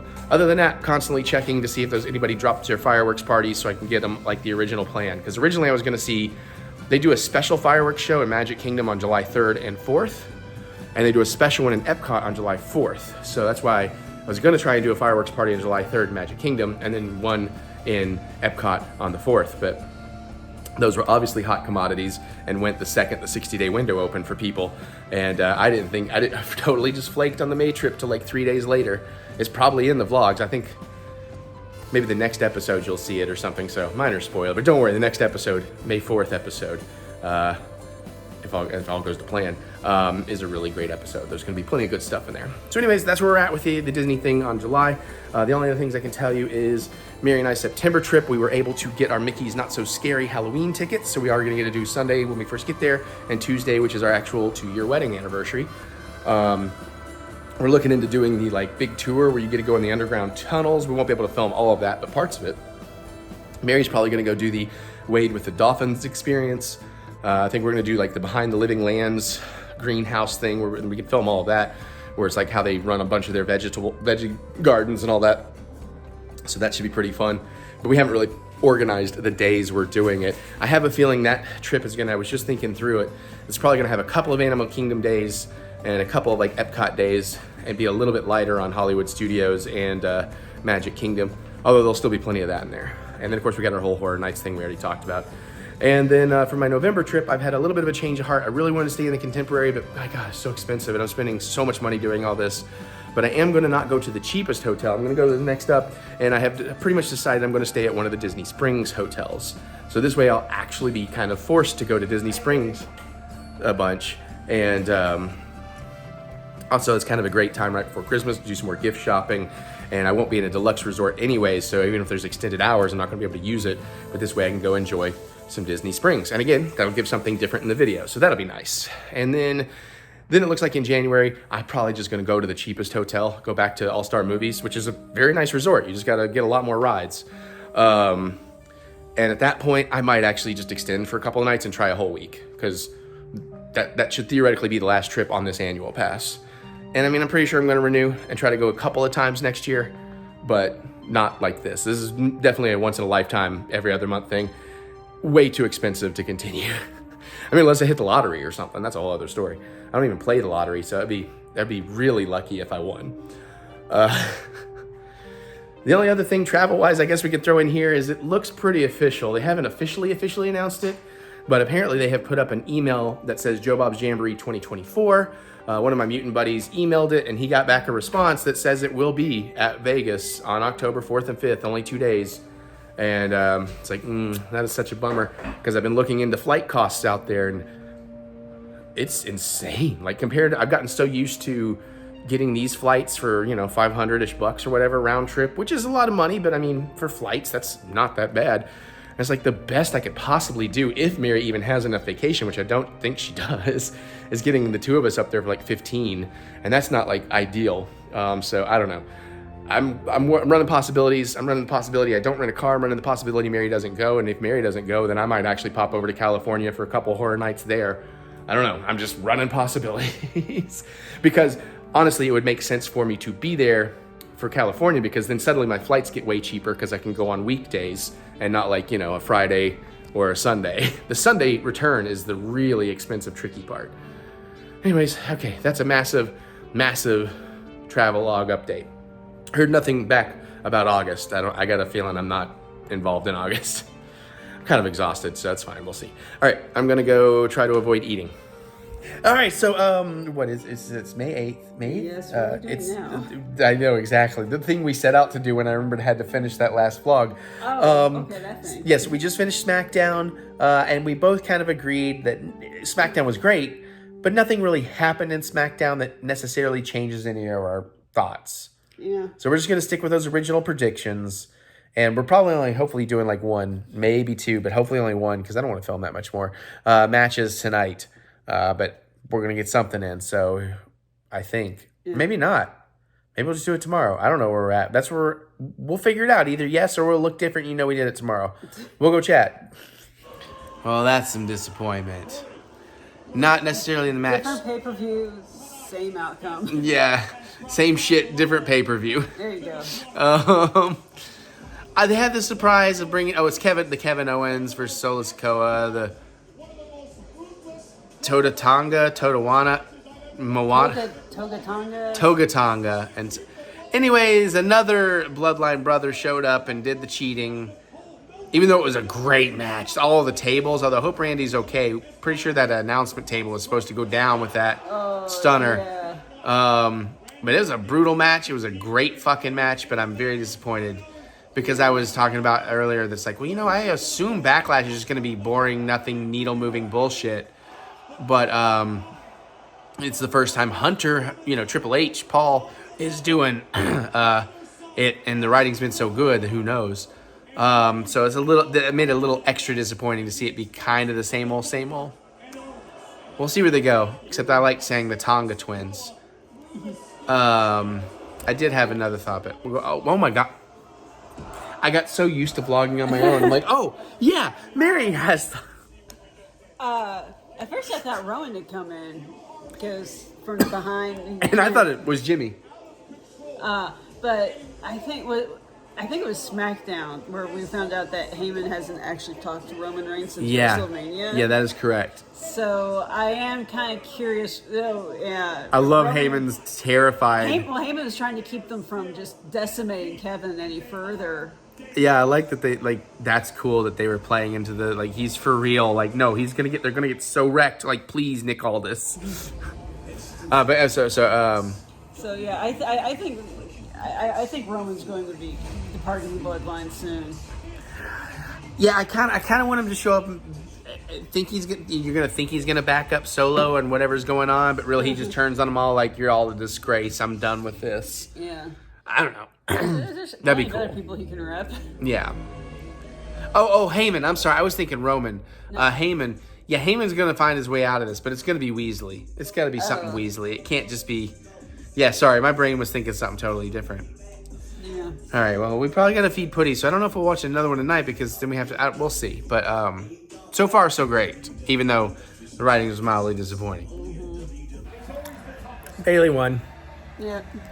Oh, that's sweet. Naomi's hugging her. I would like to call that a really good match, but honestly, I thought that was pretty sloppy through most of it. But I'm also in a bit of bad mood today. So I'm really underwhelmed with that match. Oh, I had fun. Well, I think a big part of it was I'm kind of tired of this French audience. Their stuff was really neat at the beginning, but I'm already so sick of it. Does every moment have to be this coordinated crowd chanty thing that, all of it the entire time? It's like having it. There's no volume. It's it's always on 10. It's I don't know. I was just finding it annoying, but again, I think that's where I'm not in the best of moods. So that was distracting me. I don't know. It is kind of weird. It's just at some point they start singing random stuff. I'm like, what? Yeah, it's like they do a soccer match, which I guess if you're or football, whatever you want to call it, if you're into that, sure, cool, fine. But it feels weird at a wrestling match. I love their energy. I love they're really into playing along, but it's too much constantly. Yeah, I'm just not used to it. Anyways, and like I said, the match was fine. And now I'm thinking, okay, Hunter's not going to impress us. It's all going to be pretty cut and dry. No real huge noodle moves. Trying to say needle moves, and I said noodle moves. I was wondering what that was supposed to be. Yeah. A lot of times I can just decipher those. Yeah, no. So far, 2 for 2, pretty flat, dull matches so far. Yeah, I enjoyed the ladies, but... It had moments, but overall, just felt standard. Hello, and welcome to the spooky wrestling reactions. We usually have a light on, but we're watching Doctor Who. So the Finn and Jay was a great match, really tough, really just badass back and forth greatness. Mm-hmm. I'm not surprised Damien retained. I do like the blow up with Finn and JD.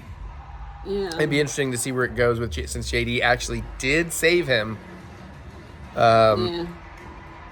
But also some mad respect to Damien at the end about hey, he's done, stop. Almost like he gave him respect in a way that way. So that's pretty cool. Yeah. And the audience was chanting some real fun stuff for JD. Oh, yeah. Let's see. No Jimmy. Good point. So we thought maybe he might show up since he's kind of been kicked out Bloodline. Well, also too, I figured Jimmy's going to come to Jay's aid once Solo and the new boys go after Jay. That's when I think that's going to happen. Anyways, moving on. I just realized I've been filming all this in 4K. I don't need to in the video. So this is the one match I did have spoiled. Actually, it's because Bianca Belair tweeted out a picture of them winning and tweeted a whole bunch of hashtags on them, but not a single one had WWE in it or Backlash or anything that was blocked by my mute words. So good job, Bianca. That was a good match. Yeah, it's a cool match, man. It's nice to see some titles change hands. That was the only title I could see realistically changing hands. Mostly because that wasn't. I think it's the only title that hasn't recently changed. That's fair. Because I think everybody else just got theirs at WrestleMania. That's true. That's a good point. That's a very good point. I do think we already know what all that is. Jade and Bianca are a really good team up. Yeah. So it'll be nice to see them defend and be a team for a while. Yeah, it'd be interesting to see if they get a name. Yeah. Yeah, Mary's curious what their tag team name could be. The Stormiest? Is calling. Jade's the Storm. And she's the EST. Stormist, yeah. Will be crowd. So I guess King of the Ring is the next one then? Okay. Yeah. Is that I think it's a Dubai one. a pay-per-view though? Is that a PLE? Yeah, it is. Okay. I'm fairly certain it is. Well, we already know that...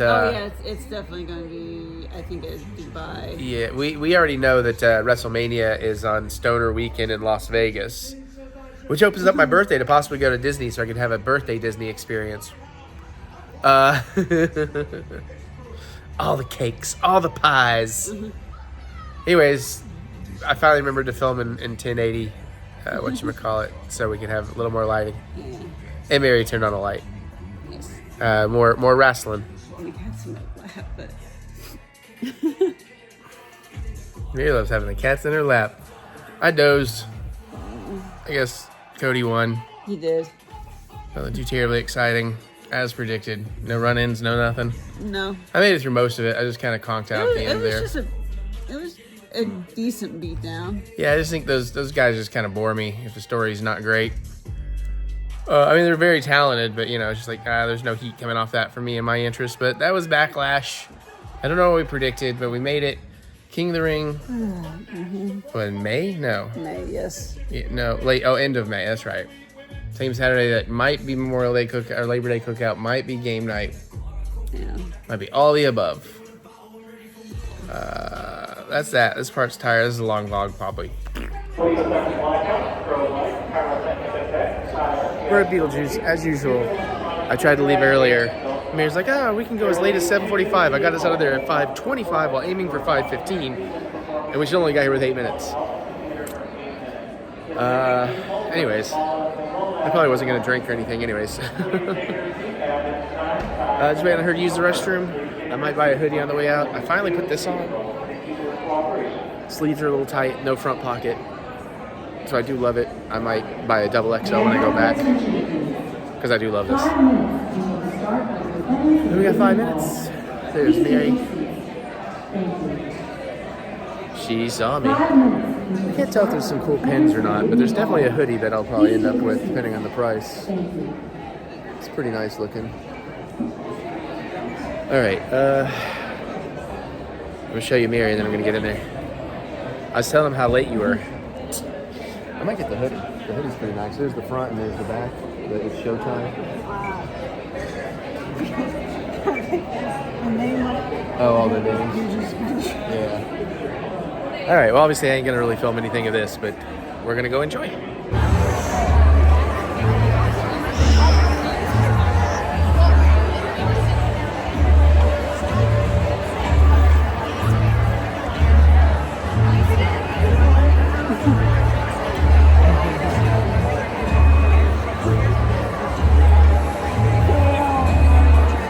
Well, at least we have plenty of programs.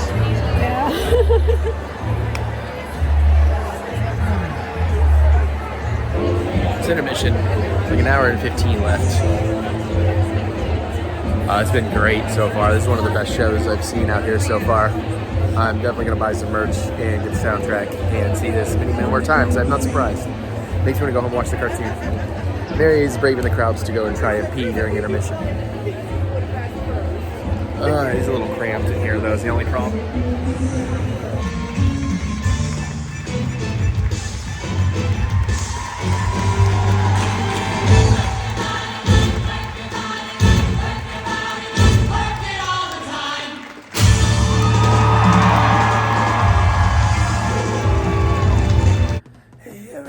I'm gonna do fun. Hey everybody, we're gonna. Now he's making fun of me. Well, yeah, a little bit. Reviews, and we should probably just start with Beetlejuice musical. That way I can put that footage right before this and lead into it. That was great. I mean, yeah, it was super fucking great. No, I mean, I don't even want to tell you. It's 2.5 hours with an intermission. Yeah. From start to finish, it's amazing. It's definitely a different telling of the Beetlejuice story. Yeah. With a lot of familiarity. Which makes sense just because I don't think you could have done a one transition. Correct. It's not the movie, it's not the cartoon, it is its own thing that sits somewhere in between those in the best of ways. And it actually addresses some problems with the movie. Cameraman Jack's jumping back on the job. Particularly in Act 2. Yeah. Basically with the relationship between Lydia and Beetlejuice. It is somewhere between the movie and the cartoon.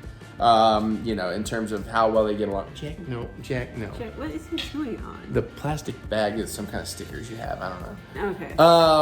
But no, it flies. And I say, I do feel maybe it dragged a little here or there when it was about anybody other than Beetlejuice or Lydia. Although that stuff is important and it wasn't bad.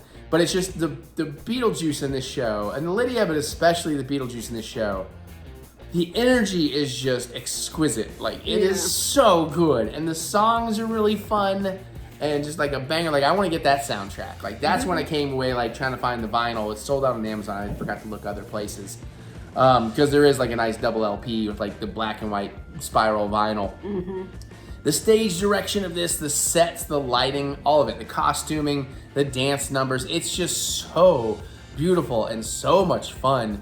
It is definitely a show that I would go see again and again. Anytime it's around, I'm willing to go see Beetlejuice again. I kind of want to see it just to see how much is script and how much is improv with Beetlejuice. Yeah, well, it's theater. It's gonna be mostly script. I don't know. I feel like they do. I feel like theater does less improv than movies in general. The thing is, if I recall correctly, when on Broadway, there was a fair amount of improv in certain places. Well, I was gonna say I could see there's a couple of spots. Like We don't want at the very beginning. we don't want to spoil anything.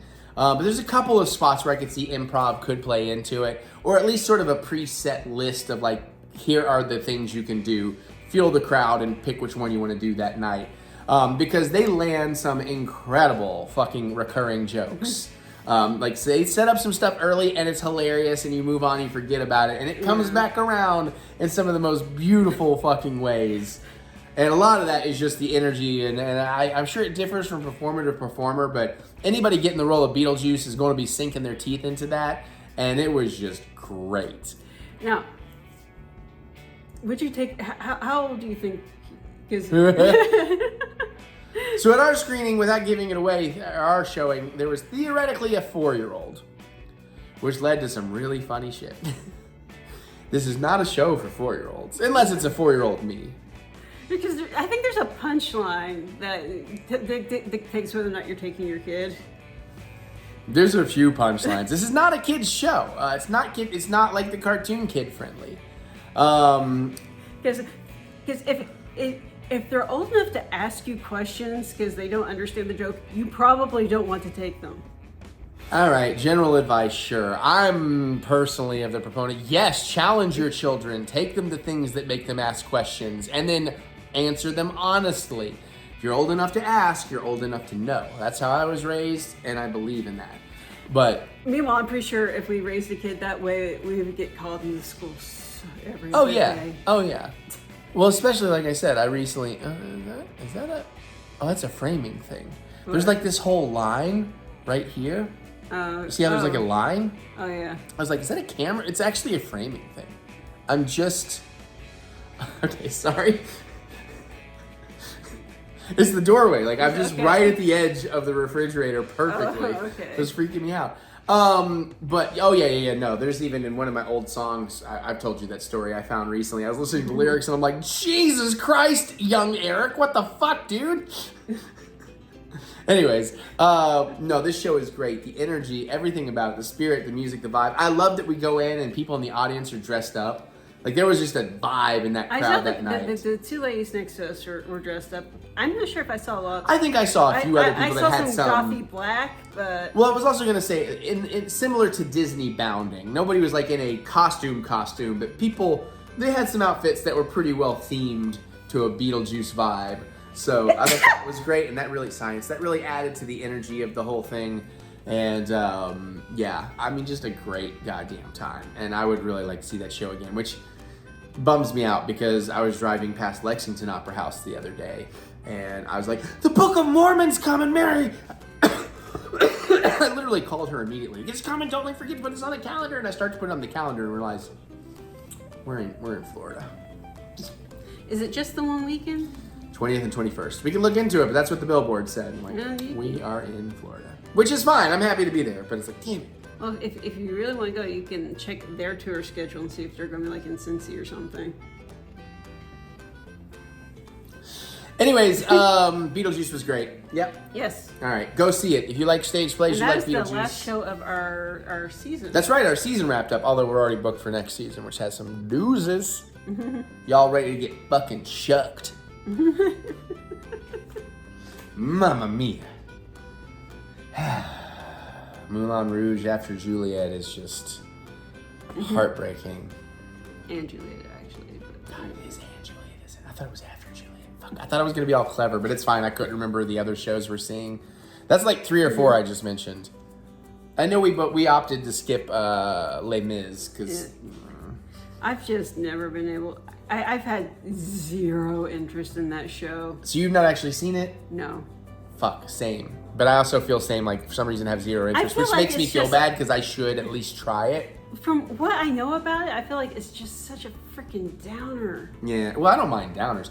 What else are we seeing in that season? Do you remember anything else up top of your head? Oh, Jesus. Oh, I feel like one almost came to me and then it just left. Oh, do you have Do they have a Disney I was- one?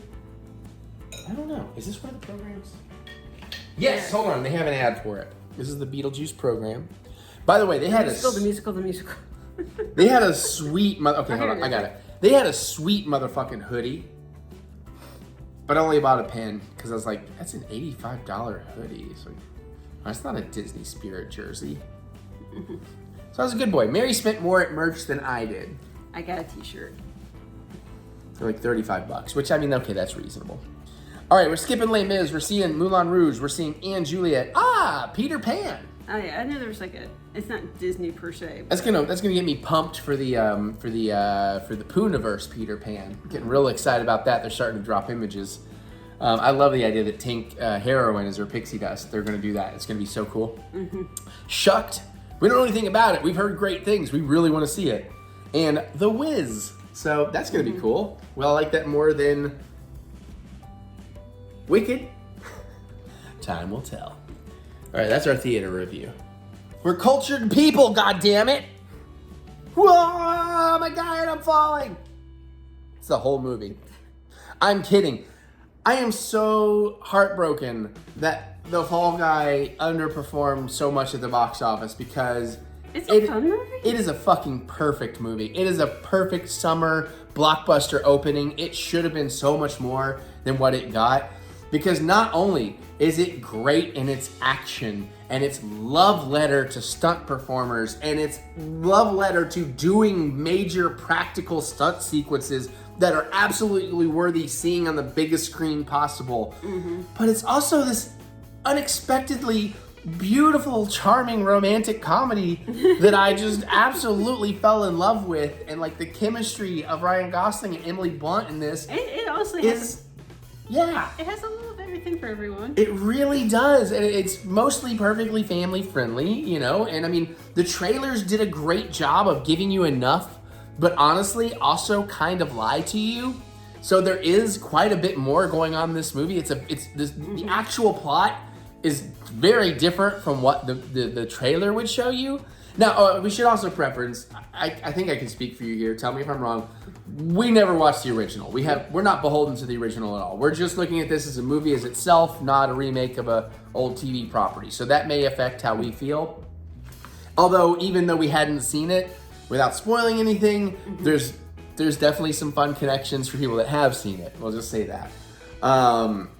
because there's like a mid-credit, a post. I don't know, was there 2 after credits? I feel like there was 2. There might have only been 1 mid, but I think there's just the mid. okay. But I would watch another one of these, and the way they make it work and the way they make the plot work, I think is really brilliant and beautiful. But honestly, the star of this, is the stunt work, and which is done practically. There's some stuff in here that looks not that practical, but you go watch the behind the scenes and you find out it's fucking practical. And but the real heart of it is that love story between Emily Blunt and Ryan Gosling is fucking perfect. And Ryan Gosling, as much as we love him as Ken, and as hard as it is for him to shake Ken because it was such a great character and a great performance, this has its own version of a lot of that. He does some just wonderful, amazing things in here. There's you may know, but I'm going to keep it vague for people that don't. There's a particular sequence involving songs from a very famous pop star that is just like, what? This is amazing and I love it. And it calls back so well, and the energy from start to finish is just fantastic. The pacing is fantastic. You're never bored. It's a beautiful film.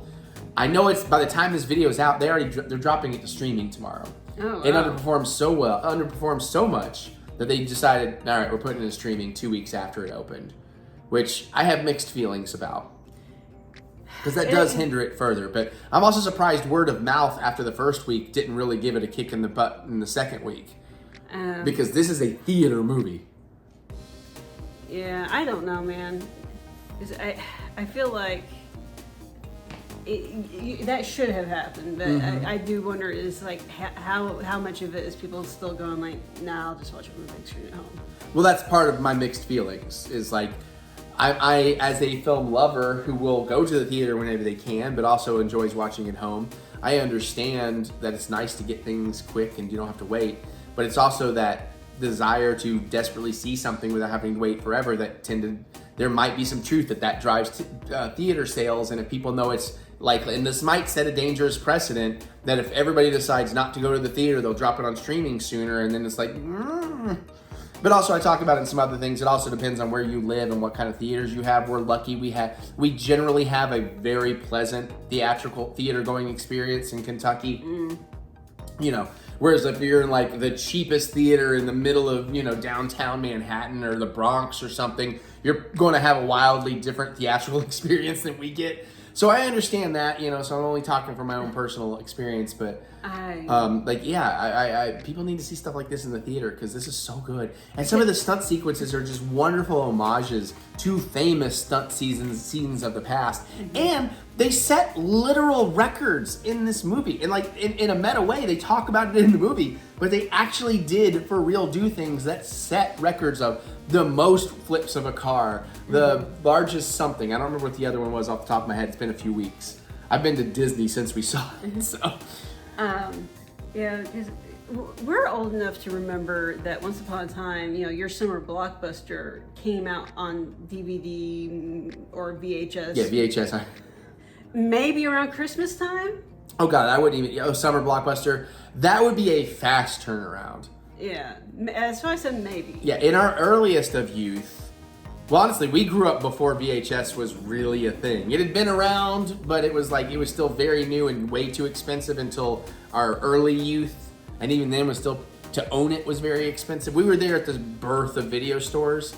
So yeah, there used to be, once turnaround times happened, it would be a year to a year and a half. Yeah, God, was that long, wasn't it? Mm-hmm. And we've seen it over time shrink and shrink. And I think so 3 you'd to be 6 like, months is reasonable. Oh, wait a minute. Do you have HBO? Oh, can we go watch it? Right. Yeah, so, but it's just, I am just a little bummed. Because it would hit like the cable stations and stuff for a while before it would hit. That's right, it did used to hit cable before it would hit video. Yeah, it's just weird. When VHS first came out, if you wanted to own a movie, you had to pay over $100. Oh. And that was in like early 80s dollars. Ooh. Yeah. I remember when VHS, coming out, a $30 VHS was fucking huge. That only explains $30? why we recorded so many movies off of HBO and crap. That explains why my childhood video store in my house, I didn't actually. I tried to charge my parents to rent movies. Because I wanted to run a video store. That's how into it I was. There was a lot of cassettes with the labels that are oh, this cassette has Halloween 3 on it, then Porky's, then Psycho. Just random. How many things can I get onto this 6-hour tape? Bless you, SLP. If you know, you know. Okay, we're dating ourselves. You know we're old, but whatever, man. You kids don't know how good you have it today. Well, we're talking about a property that came out. Oh, that's true. Fall Guy. Well, no, I think Fall Guy was early Was it- 80s. It was was it about early early. I think it might have been late 70s, but I like think it it was was early 70s. 80s. I don't know. Whatever. Hey. Hey. We'll be right back. We got another movie to talk about. We wrapped up Fall Guy. It was great. Go see it. Even if you Yes. gotta stream it, fucking watch it in the best way you can. We gotta. They calmed down.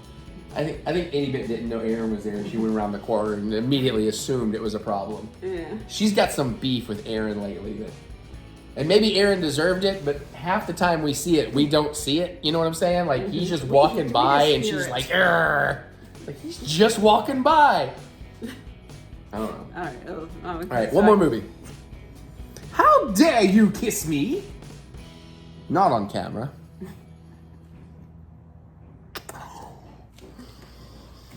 Argyle. What the fuck is wrong with people? Why were people so pissed off about this movie? This movie was fucking great. It was a lot of fun. We had such a good time with this. And there were actually twists. It's like, I didn't see that coming. And I loved that. And there's one thing we would love to talk about that I need to tell you now we cannot. A certain connection. Oh, we can talk about that? We can dance around it, but we can... now that I'm bringing it up, I just fucked us because we can't even dance around it now. I'll just say, if it feels like it belongs in a certain cinematic universe, well... So anyways, the biggest... I'll get into how much we love this, but the biggest complaint I heard about this, and in hindsight, I'm like, what the fuck? Is people are like, there's just so many twists, it gets ridiculous. And I'm sitting here thinking, it's a fucking spy movie. Comedy. But still, it's a spy movie. Like, they're supposed to have a lot of twists. The more twists, the better. They all made sense to me. It was great. Sam Rockwell is Did they complain about Mission phenomenal. Impossible having twists? Right? Like, I don't think this really has much more than some of the Mission Impossible movies. I mean, maybe one or two, but that only suits its style because it is such an over-the-top movie like Matthew Vaughn likes to make. Did he make Bullet Train? No. That was a different person. But it has... It has the energy. Yeah, it has a similar feel to it. Yeah, but he made all the Kingsman movies, and this certainly has the energy of a Kingsman movie. Just PG-13. It's not quite as gruesome. Yeah. And again, spies, so, you know. But, like, this was awesome. With the complaints I had heard, because we were going to see it in the theater, and I don't know if it was my butt or travel, but something knocked us out of going to see I think it was your butt. It was probably my butt. My butt fucked a lot of stuff. It's just different than the normal. I was looking for a butt fucking joke. I just could not get there. Let's fucking go. We got our Deadpool tickets today. I'm excited. Yes. Yeah, I don't understand what people's problem is. Now listen, the visual effects, and a lot of it is in the compositing, are not great. They're very cartoonish, but I feel Especially the cat.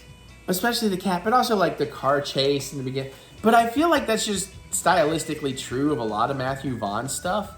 But what's happening and what's going on is so fucking entertaining. I don't give a shit. Yeah. It doesn't have to look that real because it's ridiculous. It's over the top, but it's fun. He's like, let's make a modern day 80s James Bond movie. Yeah. You know, like a modern Roger Moore peak, you know, like Moonraker era James Bond. Like just as ridiculous as we can, but have a lot of fun with it.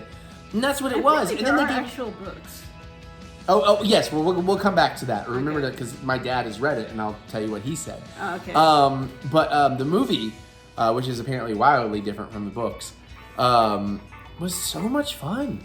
The song choices, the chemistry with Jessica Chastain and Sam Rockwell, especially as it unfolds and the story comes to fruition, and there's a whole bit about a dance move, and then that comes back around in the fucking greatest, most adorable but also ridiculous and hilarious fashion. Yeah. And I love it so much. And there's an action scene that kind of like in a motivated way kind of becomes like a mid-movie James Bond opening credit sequence, but also a pop music video.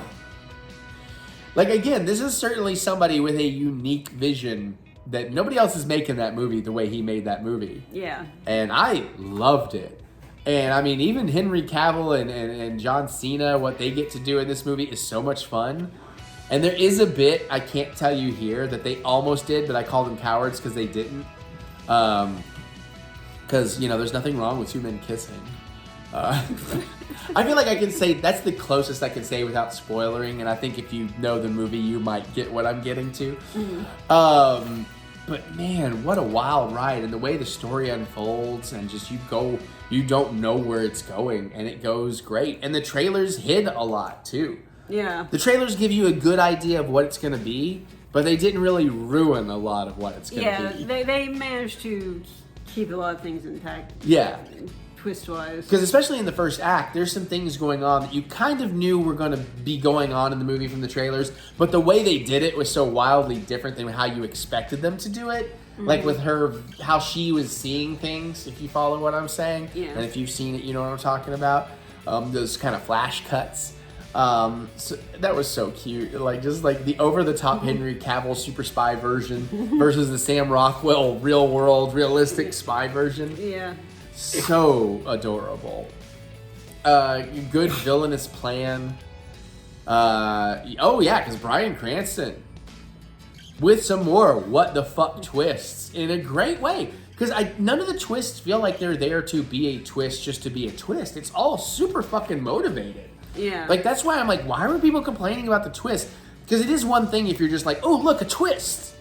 But it's like, no, this was all like, the groundwork was laid, and when it happens, it is literally just like amazing plot reveals of, and then you're like, oh yeah, no, that makes sense because this, that, and the other. I do kind of wonder if some of this is just, people just aren't paying attention.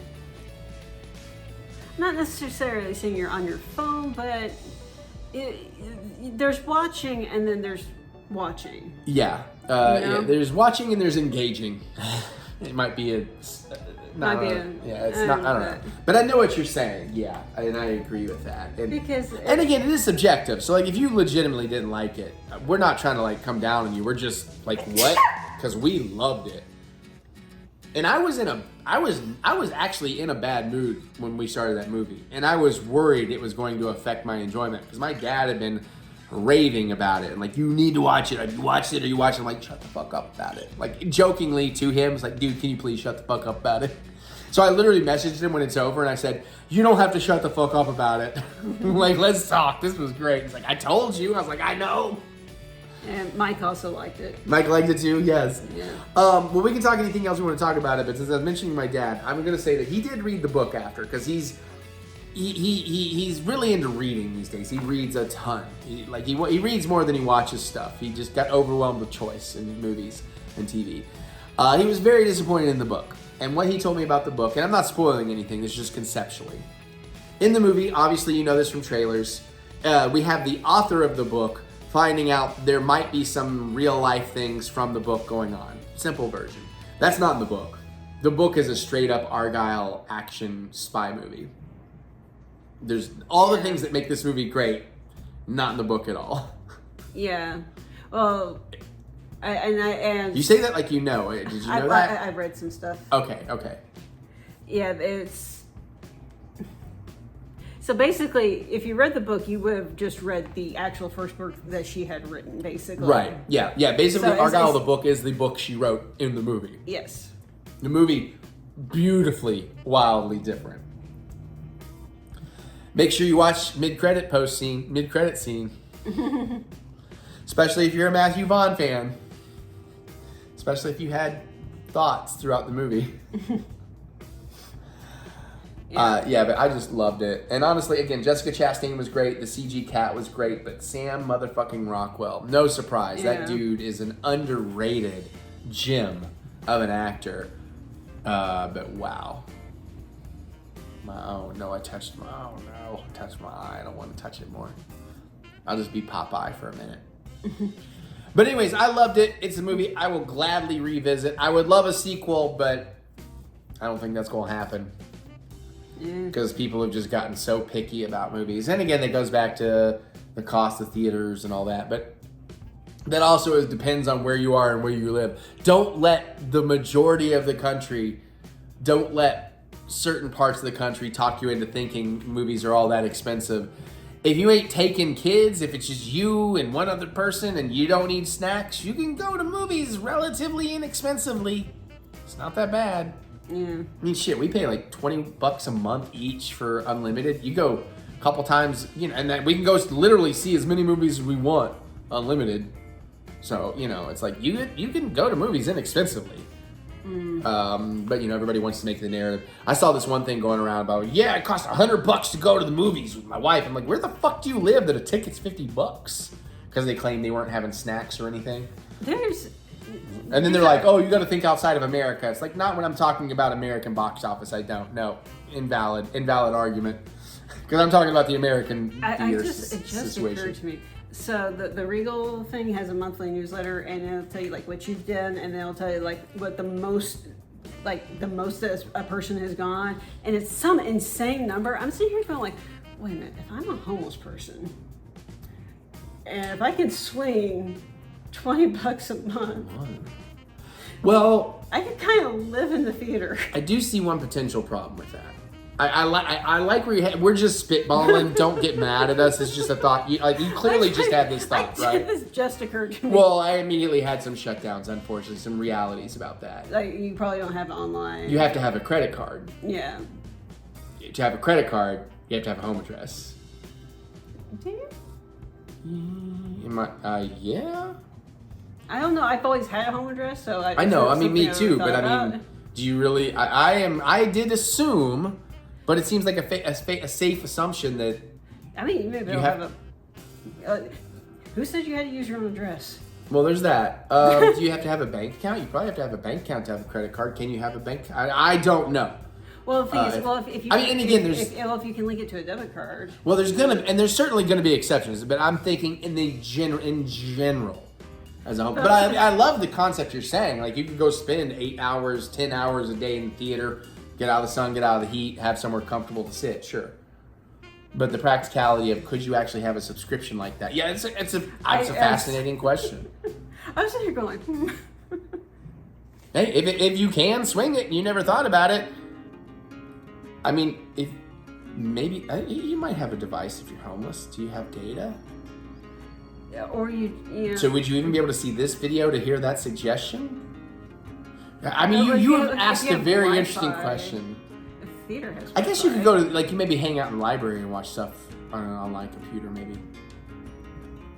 I don't know. You've asked a very interesting question that has nothing to do with what we're doing here, and this review is almost at 12 minutes, and we got more to film. I'm sorry. No, it's I'm great. I very love that. aware. I like that you got me thinking about something important, honestly. But seriously, we loved Argyle. Highly recommended. It'll be something I rewatch again and again, and possibly with some other movies. Okay, that's that. We got to do more. Bye. Okay, I don't know why I did that. Mary doesn't know, so I decided I will not tell y'all who this is, because she doesn't remember. I just told her the other sabers, the next three are all kind of dark. Do you know? Do you know what this symbol means? Comment below. Let me know. I know you haven't got the Ahsoka. Put your timestamp in there. Well, this would also be pretty tiny for the Ahsoka ones. I adore that you said you haven't gotten the Ahsoka ones yet.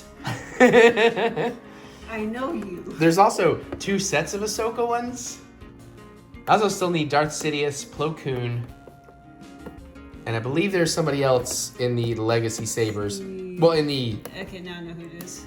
Oh, did it just... Oh, okay. Well, we're here to open the Ezra... Oh, and Kanan. I need to get Kanan. The Ezra Bridger Sabers. Well, Saber. Now, there are some very cool ones in the Legacy Sabers, too, I have not yet purchased. I'll tell you what.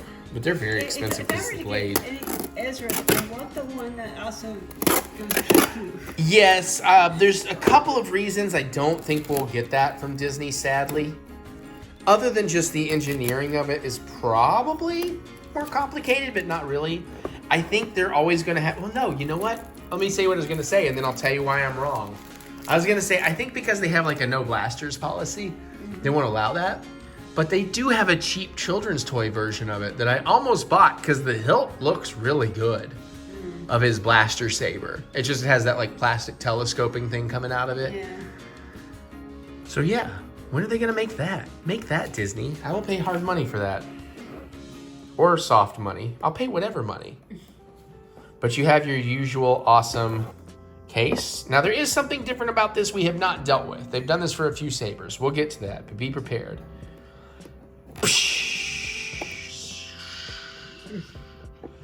I don't know Ezra's theme song. You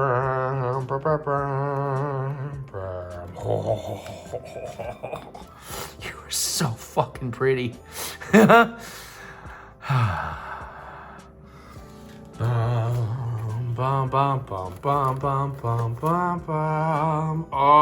that feels good. Look at that. Gotta get those stupid safety stickers off, but I don't love clip ones, but it's interesting that the way that clip works. Oh, the grip is there. The toothpaste dispenser. The toothpaste. I don't know. That's why I don't know why it makes me think of that. All right, let's go. Oh no. Oh no. That's okay. Obviously, I'm joking around. We'll explain what's going on here. So this is what the actual hilt looks like. They do this with the Luke Skywalker Return of the Jedi one, and they do this with the Revenge of the Sith Obi-Wan too. So we're gonna get to that, and I don't know exactly how this works. So we're gonna find out together. Is that the actual switch, or is it it's a push switch? I hate those switches. Oh no, I think the batteries are dead too, because I didn't get any sound. We'll find out. We may have to change batteries. I wish that would have been so much cooler if that actually flicked and you could be like, psh, psh. Yeah. 'Cause I always feel like these big bulky switch things just get in the way. Well, it depends on where you're holding it. Like if you're holding it like here, you're probably fine. Okay, now there is more to this, obviously. So we gotta go under the casing. Oh. Ah, good. I don't see an Allen wrench. Now, they do this, like I said, obviously you need something larger to put your blade in. That's just a protector. But also, too, if you start whipping around the blade on something that's a snap point. So that's why they do have to chonkify it currently. I'm sure someday they will find a way around this. So it does look like this is just a screw in. I was a little bit worried we'd have a whole Allen wrench situation. Although I got a feeling we are still going to need a minor screwdriver so we can deal with the batteries. Because when did I buy this one? March? No, this was California. This was our October of last year. I assume that can rest in there. Yeah, looks like it. Actually, not really. They should have made a gap so that can sit in there, because that's actually... I don't think it goes the other way. No.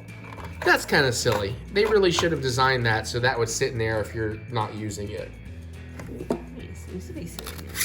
It's not. You see what I'm talking about? I just told you. No, it's not. This is lifting it off. Oh, you turned it around. Oh. Clever girl. One of us has to be. You is absolutely right. Honestly, this still looks fucking great like that. A little less accurate, but it still looks fucking great. Yeah, I'm a little concerned that it's not any sound at all. Because either it's broken or more likely the batteries are dead. California seems to have all the dead battery ones. I don't really ever have that problem in Florida, but let's find where it goes in. Oh, this is a little bit trickier. Hold on. Is it in the new skinnier model? No, it's fine. They're all the same model except for Yoda and new Ahsoka. Okay, Stop. I've got it. I know what I'm doing. But you got to leave the room for the twist. This is tight. There we go. Oh, there's a sound. Okay. Nope, I don't want to see it. It works. We got to cut to a wide shot. Me? Yes, you. Who am I? Yeah, who are you? I'm Jabba the Hutt. Some people call me Lando Calrissian. Oh, I like that. That feels good. Cool sound on it. Back up.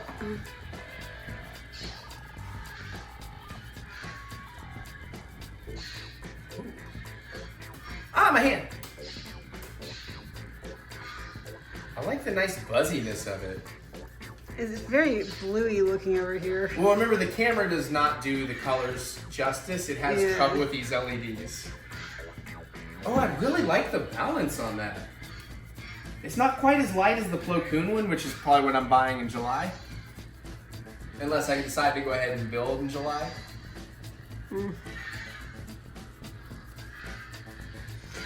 Just out of curiosity, when you're out partying on the back porch at night, do you pull out a lightsaber and just play with it? No, but I should. How many years have I been doing that? Not doing this?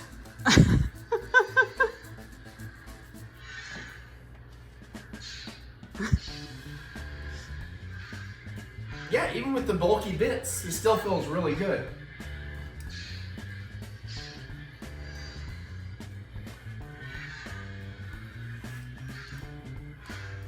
Can I Anakin? No, I can't do the Anakin. He does this like spin behind the back I don't quite have. This looks way cooler if I'm wearing like Jedi clothes, not Joe Bob pants and a Weezer t-shirt. But it's late and I didn't want to deal with it. Oh, that's nice. Shit, now I really want the Cane and Jarrus. Nope. I literally, that look on my face right now is like, I can order it right now. Should I just go ahead and order it?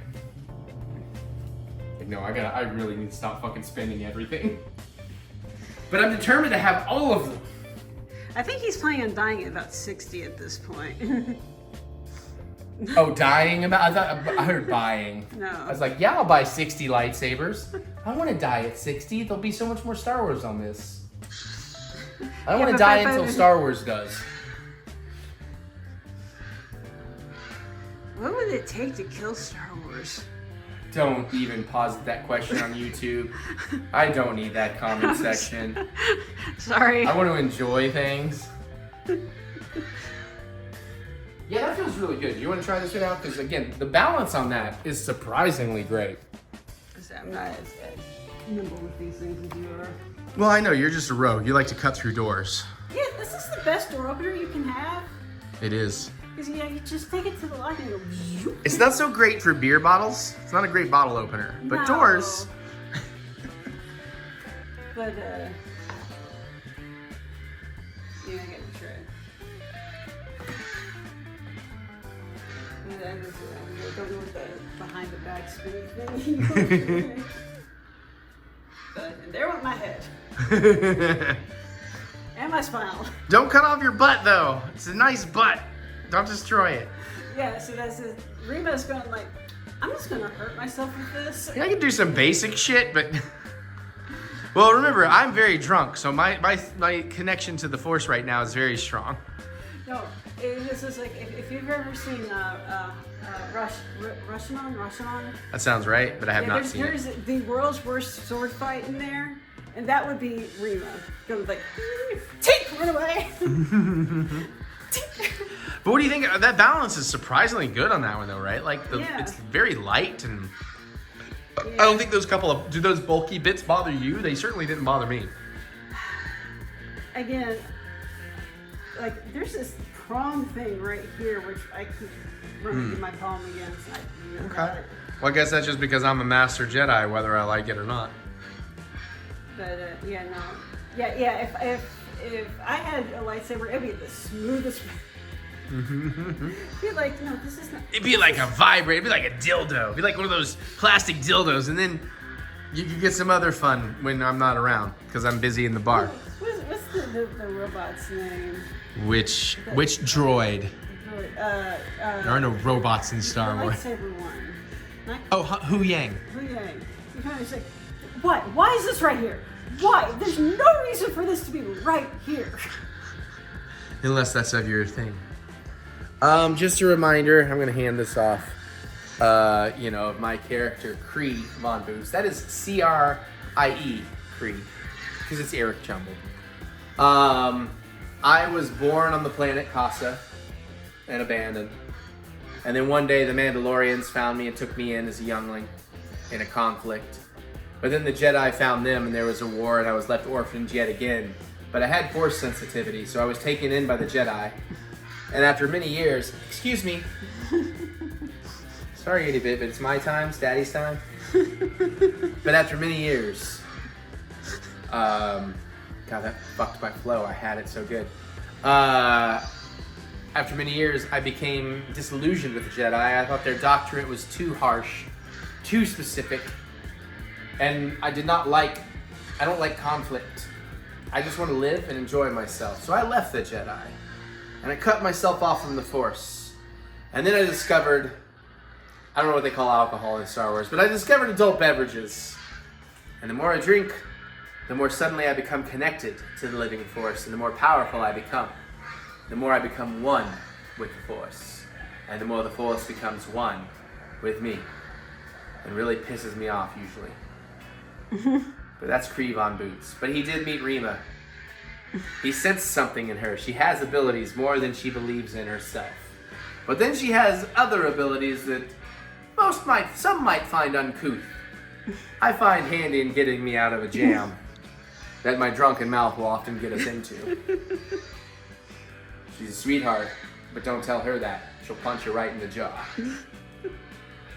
That's the story of Cree Von Boots. And a little bit of Rima. Now Rima Von Boots. It's B-O-O-T-Z. Jedi out! Okay, we got a vinyl. I know. I need to cancel. But also, I'm getting back into getting for music inspiration. It's getting warm. I'm get on the deck and dance, burn some calories. So maybe I'll get back into checking it out. $40, some shit like that. I don't know. 3 curated albums. You can always pick your vibe, which means you can they'll give you some bands you can check out. They'll be like, we can give you that record and some records that feel like it. Or you can say curated. It's supposed to be based on my Spotify. It's supposed to be based on my Discogs. I don't know what they've been basing on lately. It doesn't sound right. So anyways, let's just see what we get. Let's get this over with. Teddo Stone, Same Old Kid. Some of this might be great. Some of it might not. I don't know.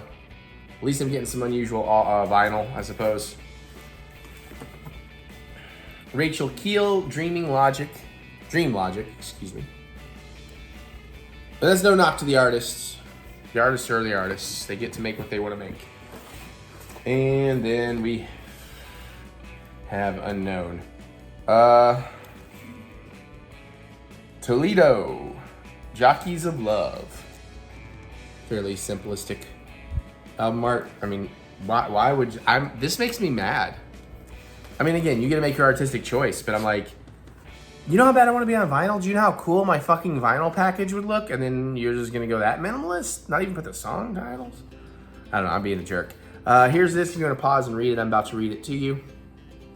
And we got this art. And I'm mad at this company because you have to call them. You have to call them on a weekday, certain hours, if you want to cancel. You can't just be like, hey, I think I need to cancel. And they used to be really good. They turned me on some bands, but again, I haven't listened, but judging by what I've been reading, I'm like, what are you sending me half this for? Let's see. This is from Sam. Hey Eric, this month I'm sending you Jockeys of Love, the sweet and relaxed vinyl from NYC indie duo Toledo. You ready for some much needed good vibes? Next, Rachel Keel's alt pop gem Dream Logic. It feels like a person being pulled from a dream into reality. Finally, some charming, straightforward indie rock that has me reminiscing on the early days of Arcade Fire. Toledo Stone with Same Old Kid. Cheers, Sam. Okay, I mean, at least that sounds in line with what I like, although I've never been an Arcade Fire fan. I'm not like a hater, I've not heard anything of theirs that clicked with me. I guess we'll see how this goes. I really should make just a concerted effort to just power through, God, probably 2 years. It's probably been 2 years since I've really listened to any of the vinyls. That's insane. I'm an idiot. All right, Eric, future Eric, you either need to listen to this shit or you need to fucking cancel it. Get off shit or get off the pot, bro. Olay. Sorry, I've been doing hardcore heroin. Really? It's from my IV for surgery. Jesus Christ. Somebody out there might have believed that shit. All right, we're doing Disney pins. Surprise. I bought a bunch of Disney pins on the May trip, but since you may not have seen some of the things I bought yet, I'm going to open these first because you've seen us open these before. So, of course, I got a couple more Play in the Park. I do love this design. There's also a Great Spirit jersey, but the color just doesn't work for my skin tone, so it bums me out a little bit. And I did a pin trade with one of my extras. I'm not going to tell you what because I think it's in the video. But we are shockingly under collected. with these, as many as Do we've you opened. remember which ones we actually have? I know we have Haunted Mansion. Uh-huh. And I'm pretty sure we get the Daisy one. Is there a Daisy one? Yeah, Daisy Mini. I'm pretty sure we get that one. Oh, the bubble ones? Yeah. I don't even. Oh, Daisy was blending in. Yeah, I know we have that. I'm pretty sure we have Goofy. We may not have the teacup one. I don't think we have Teacup. I think, do we have Pirates? I'm not sure about Pirates. I'm not sure about if we Mickey had and Minnie. Yeah. And I don't think we have Chip and Dale. Like, I think we've opened like 4 or 6 of these, and it's mostly been Haunted This Mansion. is why you need to keep them and at Goofy. hand so we can. Yeah, or just like make photo charts. Anyways, we're gonna see what we can get, and I'll find out later if I have duplicates, and then I'll take them on the July trip and maybe trade. All right, you want to go first? You want me to go I need first? to do more pin trading. You can go first. I need to do more pin trading moving forward though, because I have a lot of excess pins, and I didn't look at that much. I will spoil that. I didn't look at that much pin trading, and now there's more pin trading because cast members wear lanyards with them and stuff. Well, pretty sure we already have this one. Do we? If we do, we only have one of it, and it's only our first duplicate. We don't have a bunch of that one. I'm not sure we have that one. We're also confused because we open the action figure set in this style. Oh yeah. That's really cool. I don't think we have this because You don't think we have? I'm sitting here thinking that's really cool. And you know what? It is, as we film this, you know what today is? What? Donald Duck's 90th birthday. That's today. So we pulled a Donald. They just dropped the whole Donald Duck merch line today and everything. There's a Spirit jersey that's not bad. So, Oh, he's coming from a Dole Whip cart with his popcorn. yeah. It'd been cuter if it was in a Mickey bucket. But it's still really, really cool. I like that pen. I don't think we had that. I think that's very, very cool. Is that it or is that something else? Well, I know this is the 2024 ones, but did we just put everything in there? You may have, because you do that sort of thing. I think these are my duplicates. Yeah. I got a lot of Fleur kittens. I think they're all Flurkins. And there's a Pooh 2024, and an Orange Bird, and a Dumbo. Okay, I thought I found a stash of pins right here. I didn't. All right, Mary, your turn. What do you got? What do you got? I already opened one. It's Yeah. your turn to open. Oh, I didn't open one? No! You just kept looking at mine. It's very cool. I like me some Donald. I don't have a problem with this. Why didn't I? There we go. Hey, we got the teacups. Woohoo. Pretty dang sure we didn't have that one. I like that Mickey's apparently getting some G-forces. And Minnie's just laughing at him because he's pooping his pants. Oh, this is a perfect representation of that time Mary and I rode the Guardians of the Galaxy coaster. Maybe. Okay, I love that one. That one's really cool too. I don't think we had either of those. I think that was a good get. All right. You can tell me in the comments if you keep track of this and you know. Do the work for me. And we got Daisy and Minnie, which I am. I'm pretty positive we have bubble wands, yeah. Because they plague us. The bubble wands plague us. Oh, you'll appreciate. Oh. I just had a story, but that vlog hasn't come out yet. So I'll tell it to you very vaguely. Speaking of bubble wands, so you know the story of multiple drinks. We'll leave it there. I had one that was a very fancy, very specific drink. And I was damn sure protecting that from bubble wands. Like, I don't want no soap in this fucker. I can tell you off camera, but. All right, here we go. What do I really, really want if we don't have it? Tell me what you want, what you really, really want. Pirates. Well, if we do have Goofy, then we would only be missing probably Pirates and Chip and Dale. Maybe that other Mickey Minnie, but I guess Pirates. But I feel like we have Pirates, so I kind of hate to vote for that. Oh, Jesus. I am so sorry. He's gonna attack me with that one. It landed face down, so. But I like it's like pin, secret surprise pin attack. Are you okay? Yeah, I'm sorry. You want me to kiss and make it better? No, You want me to kiss all I- around it and make it better, very slowly.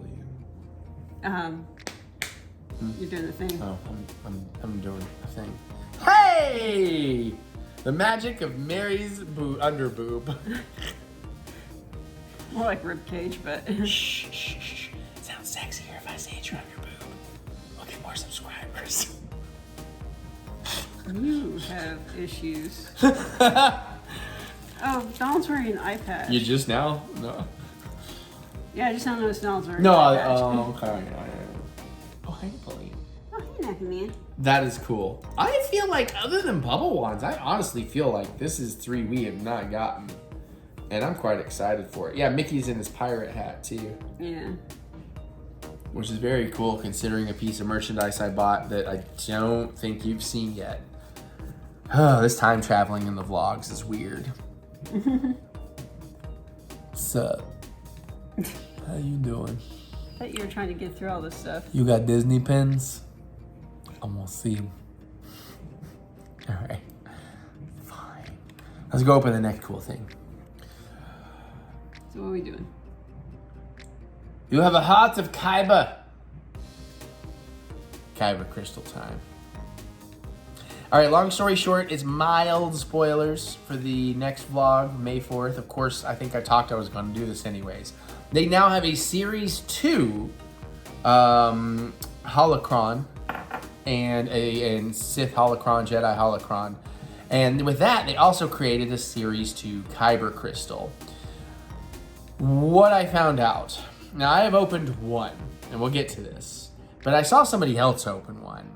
And in Series 2, they give you a piece of paper that tells you which Jedi it is, and mine was different. So I was like, wait a minute. So it turns out, even in Series 1, in the same colors, there are different Jedi stuff. Basically an RFID chip in these things. So if you put it in the Series 1 holocron, your different Kyber crystals are going to give you different Jedi messages. So now I'm very excited I bought a lot of extra Series 1. I mostly bought them for lightsabers. Series 2, various Series 1s, apparently they don't make a difference in lightsabers. A yellow is going to be a yellow, a blue is going to be a blue, and so on.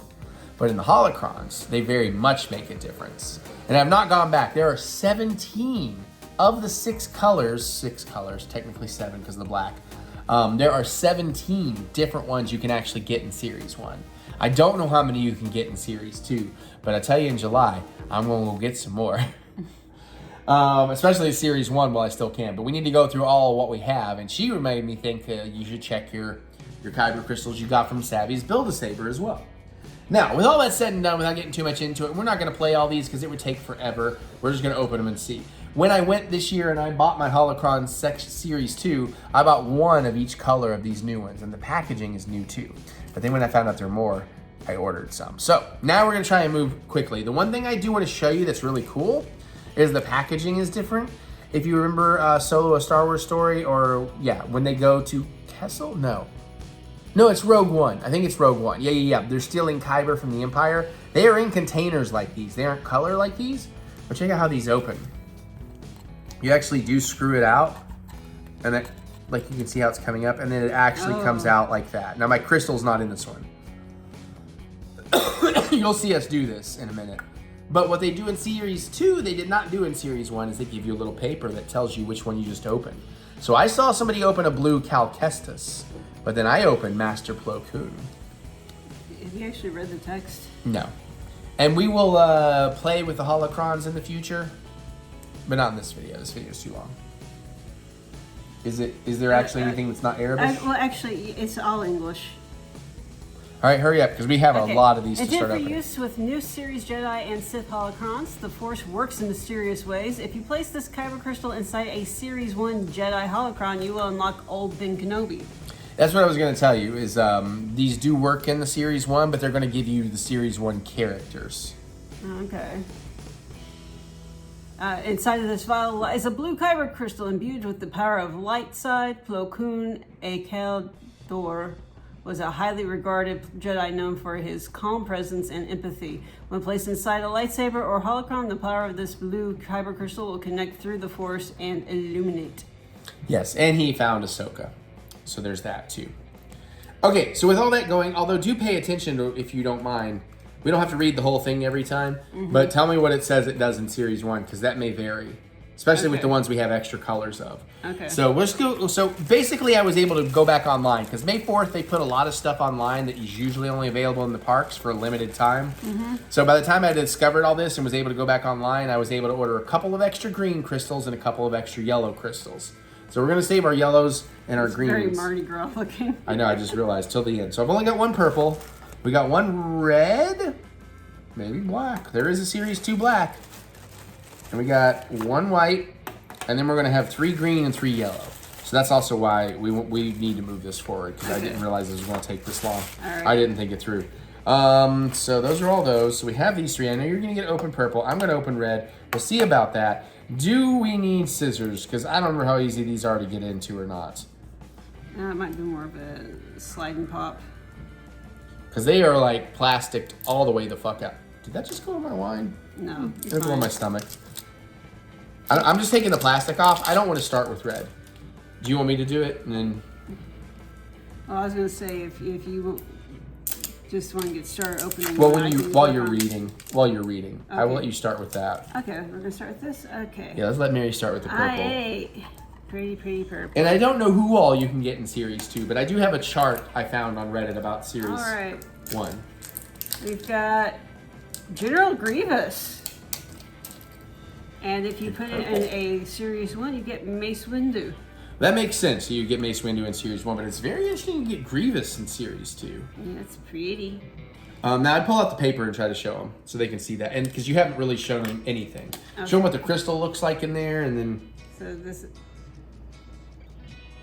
It's very pretty, very iridescent. See if I can just focus on here.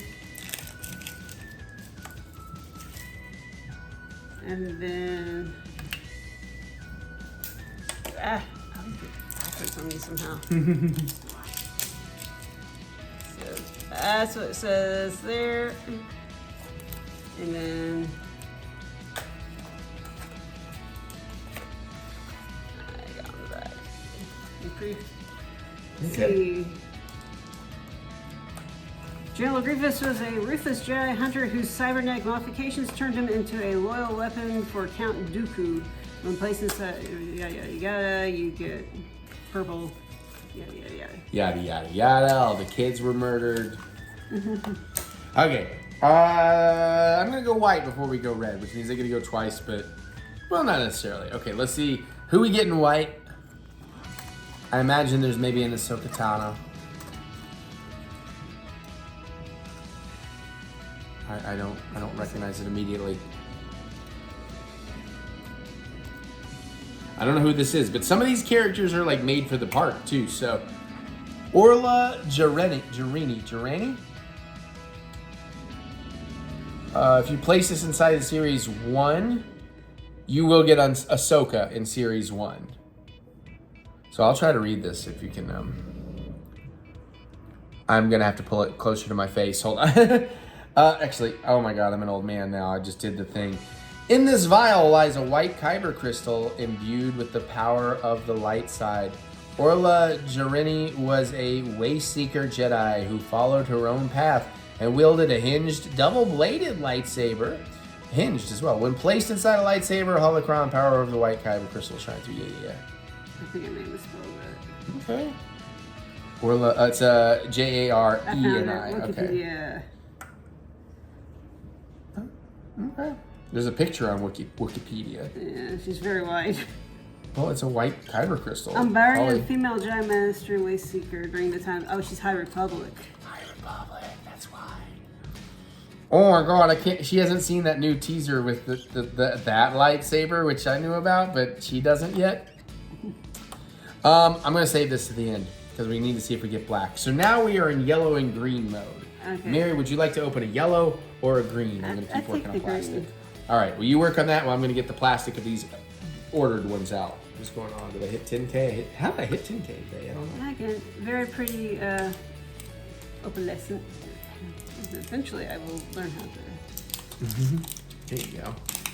But I do love these new case designs. I think it's really cool that they look like that. And this gives us Luminara Unduli. Okay. Barriss Offee's master. Oh, okay. I finally watched Tales of the Empire. Wow. Okay, and if you put in Series 1, you get Qui-Gon Jinn. That would make sense. Let's see. Luminara Unduli. was a battle-hardened Jedi Master who fought in the Clone Wars and trained Padawan Barriss Offee. When placed inside a lightsaber crystal, it turns green. Yeah. Okay. I expect there being more.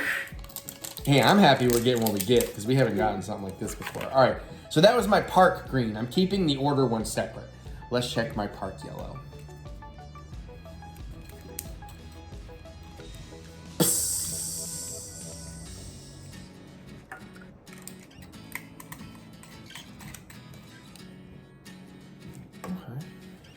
looks very, very cool. Yeah. And we got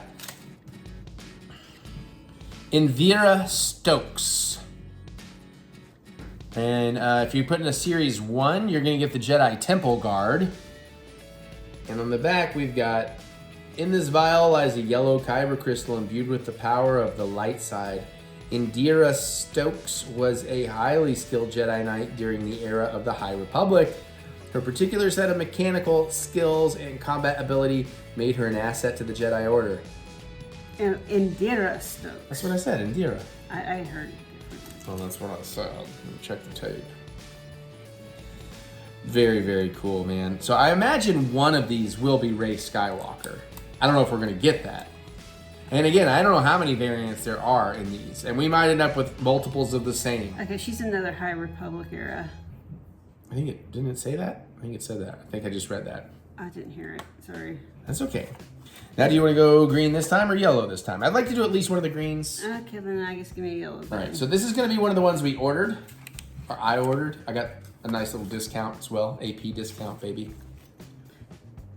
It's already popped all the plastics. Okay. I know, it's just... Nope, I missed it. Hold on, I missed one. All right, so this is another Indira. Okay, Stokes. it's going to happen. So, and that and... Because let's be real, there's probably only... Oh, okay, so did that one say unlocks Jedi Temple Guard? Yes. Okay. Yeah. And it's gonna happen. That's the problem with these mystery boxes. And I think per color, at best, you're getting 2 or 3 options per color. And you did say High Republic. I just completely missed it. Yes. All right, I'm gonna open a green one. Then Mary can do green or yellow, and then we'll check the red. Okay. Now, who was our first green? I know Series 1 was Qui-Gon, but this was Luminara. Yeah, Luminara. So we get... Damn it. Luminara and Dooley. Okay. But again, I don't have confirmation on Series 2. I mean, maybe they are only this one per color. And no, I know there's not, because I saw blue has at least 2. And of course, this Luminara does Qui-Gon Jinn, and we've already read it. That's okay, though, because again, if I have extras of characters, those I know to use as my lightsaber kybers instead of my holocron kybers. And these things are so pretty. There's also cuts. Some of these do have a slightly different shape to them, even if it's the same character. But honestly, I'm not going to get into that here. That'd be way too complicated to show you. Mary has already opened one. Sorry. At least wait for the reveal. Go ahead. Luminara again. Luminara. Yeah, Luminara. Because I think these were just too new. Maybe now there's information, but a week ago, I could not get information on Series 2. Only Series 1. All right, well, I guess I could go twice in a row. Let's open the other yellow. Let's hope it's not Indira. Because there really should be a Rey Skywalker in yellow, I would hope. Nope. Yeah, it's another Indira Stokes. I wonder if it'll be more of a wave situation. I don't know. And again, I mean, I don't know. I really don't know. And I don't mind having extras. Maybe a park situation. I don't mind having extras. These are, these are nice to have. So, for me as a stupid collector, stupid super collector. But now I feel like I can start watching other videos and be like, who else did you guys get? Because I know there's a difference in blue. I literally saw them open a Cal Kestis. Maybe it's a coast thing even. I would. That's what I say. It might be a park thing. That would be pretty shitty if they do that. All right. Do we get black? Whatever it is, we don't have it. It's our first Series 2 red, but there is a black Kyber crystal in Series 2. The cast member told me. I think it's just red. It's just red. But it's a cool freaking character.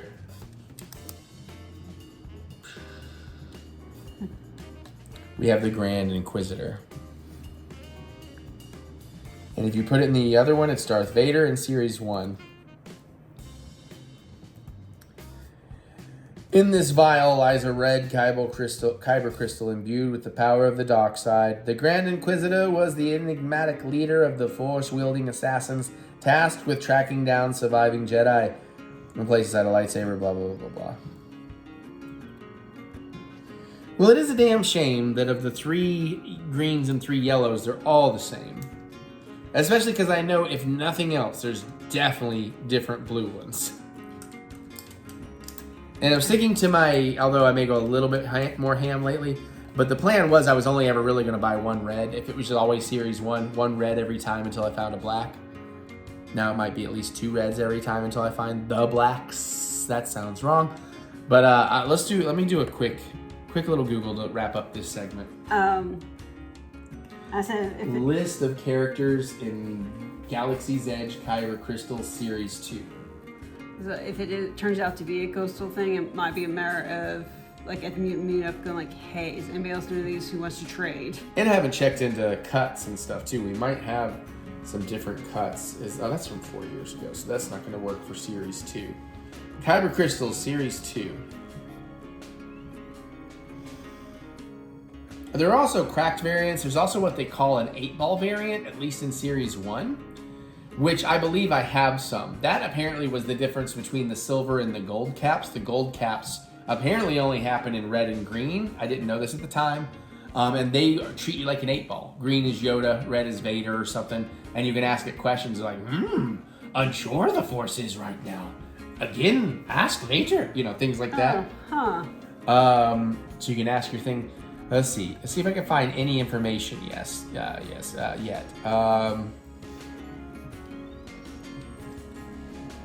Series 2 when's they open. Okay, there is a Kylo Ren chase, a Maul, the second sister, Darth Bane, all in red. That's incredible. I didn't know Bane got over into Star Wars. Oh yes, I break all the packs. Green has Luminara Unduli. A new Luke Skywalker, I guess. Blue has Ben Solo. He is the chase with Cal Kestis and Plo Koon. Okay, these are all that's confirmed so far. Purple has General Grievous. That's it for purple. Yellow does have a Rey Skywalker or an Indira Stokes. White has Orla Jarini or a Kin Vasgard. Oh, but there's 2 different Mace Windus in purple based on the cut. Okay, I don't want to tell you who the black crystal is. Because there are 2 different black crystals. I'm going to leave that up to your surprise, or do you go Google food? And cut is the shape. Even though parts of the shape can look the same, they can be very different. I saw people mixing them up. So anyways, there you go. That's the current state of the Kyber crystals. We will obviously have more of these to go. I will track down all my Kyber crystals and run them through my various holocrons. And that is why when I go in July, on day 1, after Animal Kingdom, before I go check into my hotel, I'm going to do a quick 20 to 30 minute run into Hollywood Studios, right to Batuu, to immediately buy a Sith holocron and a Wayfinder and some more crystals. And like Mary said, I should probably take one of my things. It depends on what I need from Series 1. So I can test them in my room and see how many more I need to buy before I leave. Because I am that sucker. I am that whale. He is. Star Wars. Star Wars. I don't give a... I need it. My precious. How many colors can I get? There's too many yellows. Where's that white? Let me have that white. I don't want to knock over my wine. Hold on. Just pretend I haven't made the joke already yet. My precious. The face is perfect. Fuck your infinity gauntlets, bruh. All right, that's that. Okay. Just gotta adjust the pad up my butt. Oh, hey everybody! It wasn't even really a joke. I'm so sick of gauze that I'm almost over gauze. I'm trying something different. All right, we're gonna try a very simple cocktail. Long story short, I have heard many times, go with me on this journey. I have heard many times about Myers rum. I think mostly in Disney, and there's a lot of cocktails they make from Myers rum. And I went out to the store and I found this Myers rum in the specialty section. And I was like, oh, it's aged in Sazerac rye barrels. That's my dad's second favorite rye, I believe. There's a single barrel. It's Jamaican rum, of course, finished in the oak casks of Sazerac rye, which I'm learning more and more makes a big difference. Well, what I found out afterwards is the Myers rum, a lot of the other places use, is much cheaper, basic Myers rum. This isn't super expensive. I feel like this was $25 for the bottle, which actually seems pretty cheap. But Compared to what you normally get, yes. yeah. So I found a recipe on Myers rum for a Myers rum ginger beer that uses regular Myers rum and ginger beer. Huh? What? Who would have guessed? That's all that's in it. That's so weird.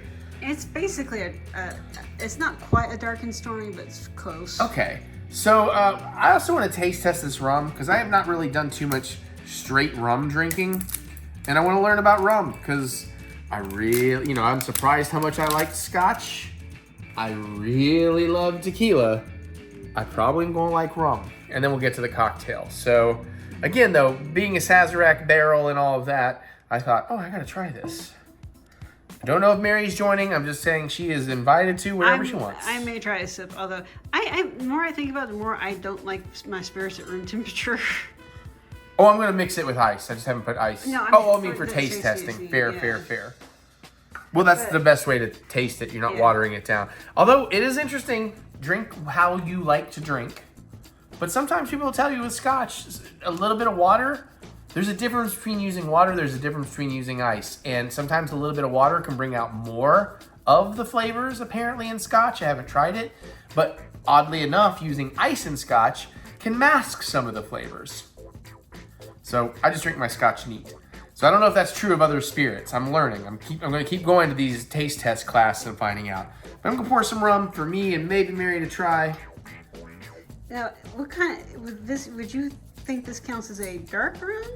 Or is it just a spiced rum? I do not know. I don't know my rum that well. I would say maybe a dark rum, but maybe it is just a spiced rum. Because a dark and stormy is a dark rum with ginger beer. Right. Hand-selected Jamaican rum. Let's see if it says anything on the back. Jamaican rum? See, imported, product of Jamaica. No, there's no information. Yeah. Is Myers rum dark rum or spiced rum? Let's find out. You asked the question, we gotta learn. Is Myers rum dark rum or spiced rum? I just finished a bottle of wine, by the way. This is considered a dark rum. Okay. So I guess it's a dark and stormy. Yeah. I've never had a dark and stormy. You never tried it with mine? Nope. I've never drank straight rum either. Ooh, smells good. Kind of smells like my Addictivo tequila. Añejo tequila. I was not pronouncing it right. It's Añejo. I mean, I was not pronouncing it wrong. It is Añejo, not Añejo. So I gotta go tell the Total Wine people. Smells good. There's also potential that's a potato situation. Well, I asked actual Mexican people from Mexico. You asked a Mexican person from Mexico. Well, I've heard others say it. That's where I learned it to begin with. I just asked my buddy I trust. It's Añejo. All right, let's see. I'm a little tainted in my palate, but let's see.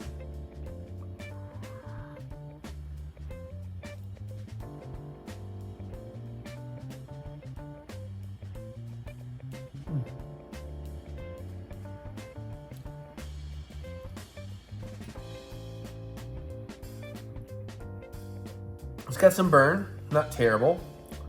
A little sweet. It tastes like Don Julio. I think it tastes like Don Julio Reposado. And that may be because I did try to palate cleanse, but I do have some Sauvignon Blanc in my mouth. So I don't know. You don't have to, but do you want to? I'll try a little bit, but like it's fine. I don't know. It's not something I would buy and be like, I want to drink that straight, like I do a lot of these tequilas. I would drink it straight. So is Sazerac a smoky? Well, it's just in the Sazerac barrels. Didn't answer my question. Okay, I don't know. It's a rye. I don't know rye. I've not gotten to rye yet. I just smelling it smells like it has a little bit of a smoky smell That's possible, because again, it's one of Dad's favorites, so you know my palate and his palate are the same, and you know what I like versus what, you know. Whereas rum generally is a sweeter drink. It's not super sweet. Right, it's not super sweet. It is a little sweet. I did say I said sweeter. Well, okay, fair. Sorry. I'm pretty intoxicated. I mean, It's okay. It's like I said, right? Yeah. Well, yeah, you're not as into the straight room temperature like you were saying. I don't know if that was on Yeah, camera. and it definitely has that for me, I have no sweet there. All I'm tasting is like the smoky peaty. I do not think those are the correct words. There's no smoky peaty. I You taste would not nothing pick sweet. up. I taste nothing sweet in there. Well, I can get behind that. It's not super sweet, but you're not getting smoky peaty. This is not. It's not you. I would know if this is smoky peaty. I'm just telling you what it tastes like to me. That's fair, but I think those So are. please don't tell me. Okay, but to be fair, what I'm trying to get across is for the people at home that have no idea. I don't want you to throw out those words that are completely not what's going on here. That may be what you're experiencing, but this is nowhere near smoky peaty. I mean, like, I can go pour you some Lagavulin, and you'll see what smoky peaty is. I've tried some of your dad's stuff before. I forget which one. Mine. And I was No, like, it's mine. oh, I have no. Lagavulin. It's mine. I like smoky peaty. This is not smoky peaty. It's not sweet. It's not a super sweet rum.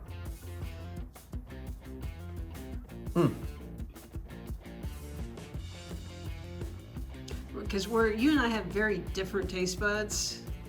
But there is some sweetness there. You may not get any. It's definitely some sweetness there. It's not smoky peaty. That's all I'm saying. I don't know. I ain't drinking that shit straight. That's fine. I agree. Honestly, it occurred to me. I'm not sure. Are there sipping rums? I don't know. I'm new to it. If there are, I wouldn't call that a sipping rum. And honestly, because it's aged in Sazerac barrels, that's the first time I've ever drinking rum straight.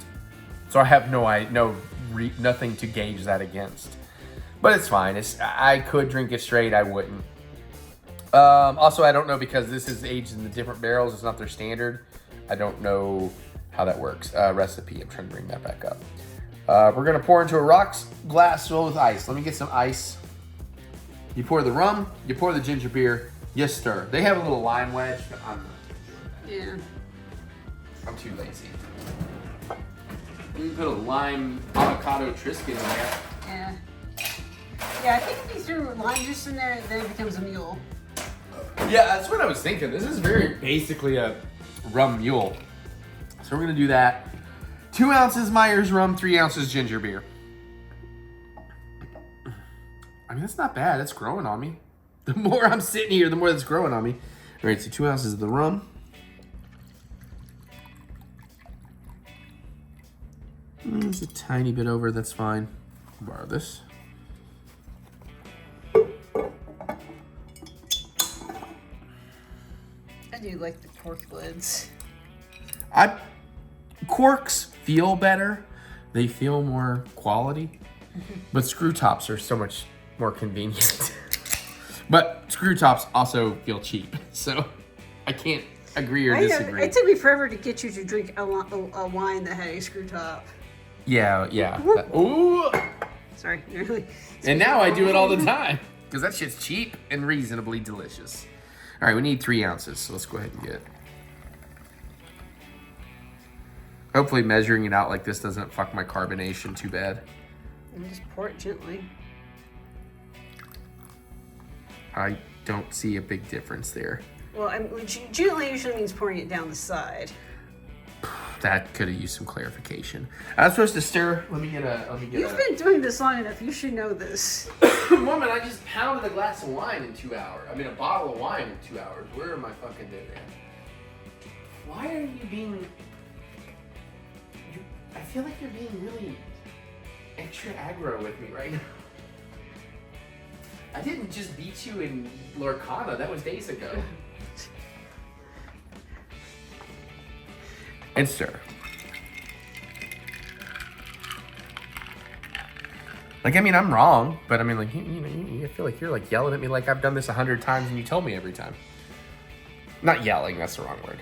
I love you. This is, I love you. It's my exasperated voice. Hi, camera. I don't know what she's filming, so I'm like, Oh, because well, I just feel like you're shooting me in this up angle. I mean, I like the color of that. And honestly, I feel like this is one of those times I do wish I had like that giant like ball of ice. Like, I think that would look really pretty in this glass. Yeah. Smells like rum. Is there actually alcohol in ginger beer? I was curious No, about that. not that one.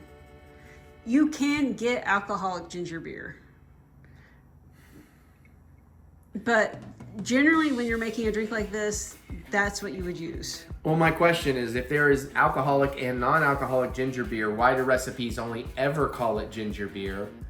And I need more clarification on that. I've only ever found it like imported from Ireland. Have I been doing it wrong No, all these times with mules? no, because Why do they put beer on it? How is it a beer if there's no alcohol? What makes a beer?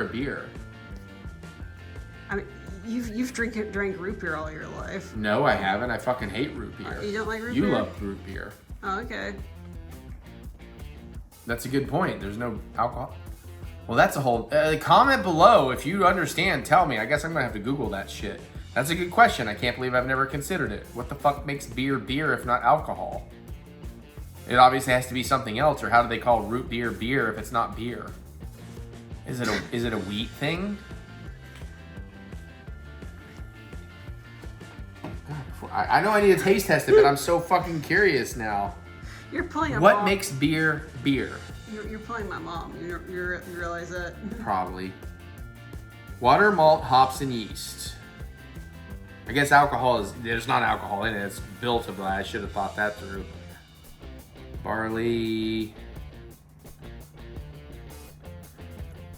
Fermentation.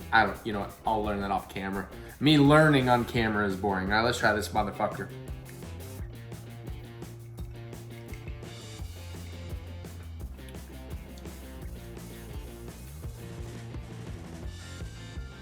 I can't say I'm a fan. It's not terrible. I can't say I'm a fan. I'll drink it. I do wonder if some lime juice making it more of a mule would help. And also it might be that I should have had regular Myers rum. I don't know if the...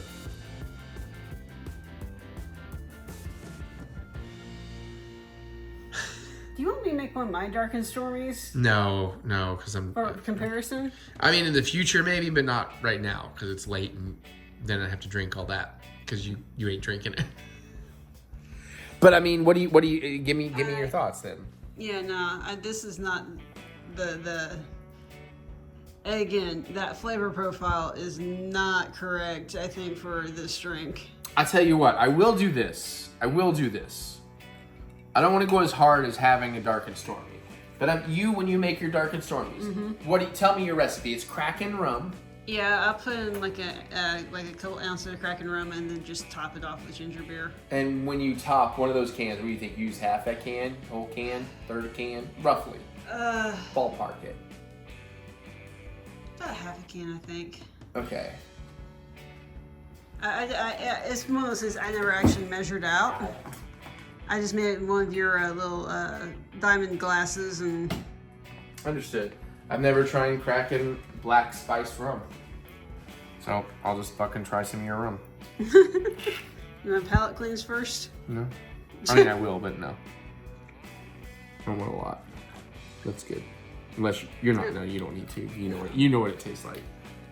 Now, mind you, again, I don't drink this stuff straight, so I'm not sure if I've ever tried it straight, to be honest. But honestly, I just kind of feel like I still vaguely remember what this tastes like straight enough to have some concept here.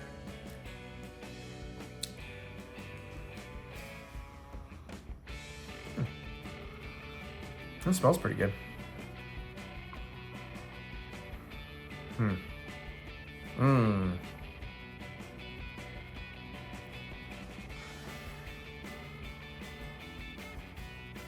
That is wildly different from this Myers rum.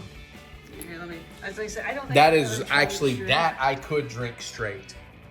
That's what I expect out of a rum. The sweetness. There's a burn, but the sweetness on that is very nice. That's a slightly more burny Adictivo Añejo tequila to me. Yeah, again, I would need it chilled, but I could drink that straight a lot easier than I could drink that. Yeah, this is lacking a lot of that sweetness and deliciousness. So that kind of mixed with... Fuck. What did you say? You do like... Do you want me just to make it? Yeah, you make one. I'm gonna sip on the... And There's more than half a can here, so she should have what she needs. I'm gonna get you You want me the. to make you a full size one? Do you actually measure? No. Don't use that glass. Let's use one Oh, of the. but I use it. Okay, then use that glass. Well, see, you do measure. You just use that glass to measure. Okay, I got your rum. I got your rum. Oh, I forgot you didn't put that back. Otherwise, I would have grabbed it. No worries. I mean, all I have to do is fucking add it all night. I'm good. All right, so. And I'm gonna give you my rough engagement. Let's see, what did she pour? That looks about right. That looks like just shy of 3 ounces. So Yeah. based on how I do my double vodkas. I thought that was 3 ounces for the longest time. They're 2.5 if you're looking at how those notches work. I have found out that is slightly shy of 3 ounces. It doesn't look like 3 ounces. I know. That's why I said it's not 3 ounces. It's probably like 2.5 ounces.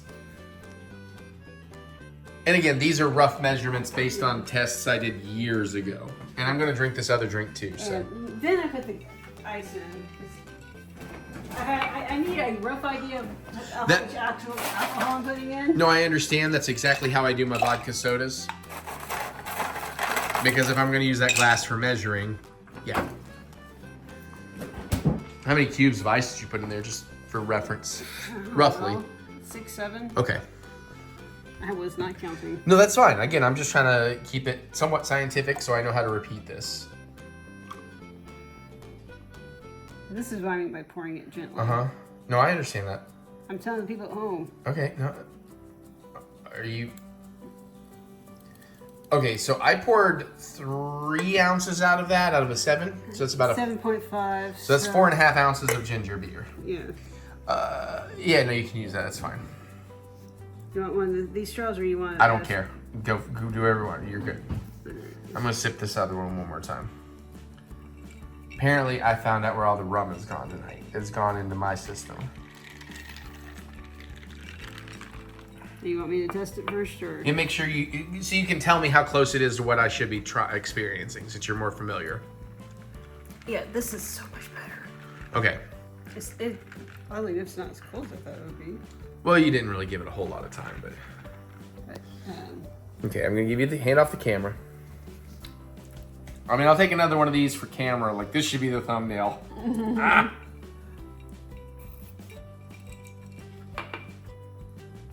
It's okay. I don't love it. Now, again, that recipe was supposed to use basic Myers rum, not the special rum, which even on its own, I didn't find anything, but I did love the Kraken. It's like one of those things where it's annoyingly just shy of the sweetness it should be, you know? Mm-hmm. But let's try Mary's Dark and Stormy.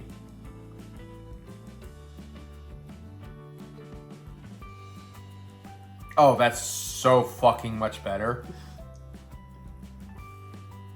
You get the sweetness I would expect from a rum drink. The ginger beer does come through. It's mostly, it's like a slightly, I want to say spicy, which is not correct, but a slightly more spicy club soda. Yeah, it's that particular burn that ginger has. Well, and that makes sense. That's what I was gonna say. It's like ginger flavored club soda. If you've ever eaten straight ginger in like a sushi restaurant or whatever, Yeah. it's not like a burn, but there's like a little heat, its own unique heat. Yeah. And yeah, So I'm going to show them. That's fine. this is the brand that I like because it's got bite. It's if you want a very strong ginger bite to your ginger beer, I recommend that. Oh, that's vastly superior. This is just shy of okay. This is drinkable. This is fucking tasty. I felt like I'm to try it. You wouldn't think that would have been so hard. I think it's just the timing So you've it's like had. every time I make one, it's like, hey, you want to try it? No. I think it's just been the timing. But no, you found me in the right place. And you know what? Ultimately, you know which one of these wins? Me. Alright, that's the cocktail. That's the last thing I gotta fill for this fucking vlog we shot way more of today because I thought we'd be further ahead. I also do not show this. Do not pan down. Sorry. I trust me. listen, trolls are gonna be like, go to the gym, bro. I mean, fuck your gym life. If you love it, you do you. I don't like gym life, but I recognize, trust me, I would like to lose some weight. I thought you didn't want me showing off your shirt. Well, no, the shirt's fine, but let me finish, because this is what I was getting at, is I'm leaning into the counter, but like I'm comfortably resting my gut on the counter. I've never experienced that to where I'm at the point where it's like, if I can comfortably rest my gut on the counter, fuck, I gotta stop eating. Okay, I'll get there. I'll get there.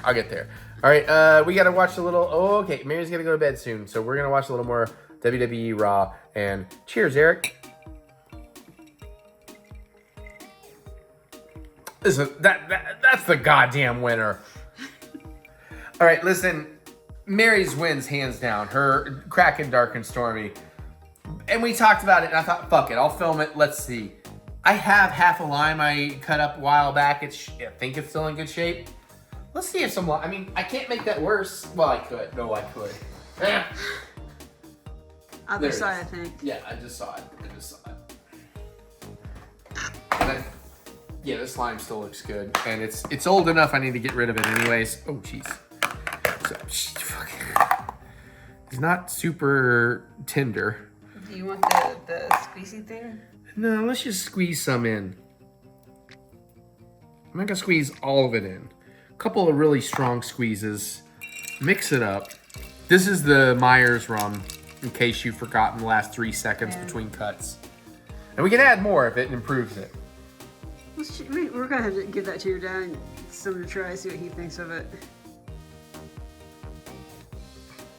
Did it help? It helped. It's still not good. I mean, compared to yours, you don't have to, but do you? No, not really.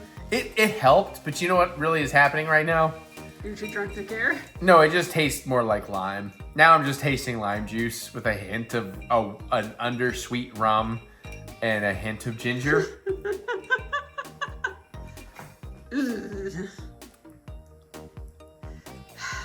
It does make it more drinkable, but it's still not good. Well, normally I don't advocate alcohol abuse, but... Oh no, I'm drinking it. Okay. No, it's not that bad.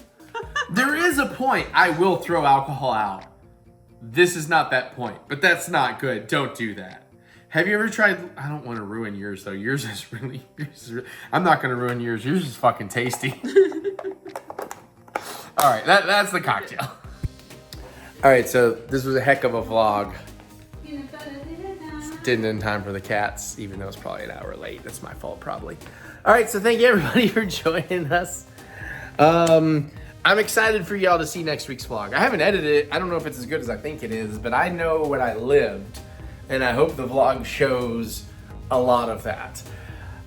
The goal, the joke, the idea of it is, can TheEricButts do everything in Batu on May 4th? It was a late thought. Can I? I don't know. Y'all are gonna have to watch and see.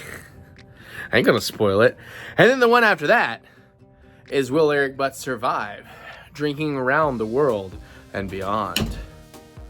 Then we'll come back for a more traditional vlog. Then we'll go back for the last couple Disney vlogs of that trip. But this has been a good one. Thank you for joining me. I hope you enjoyed it. Let me know, comment below, cooking suggestions, drink suggestions, things you'd like to see.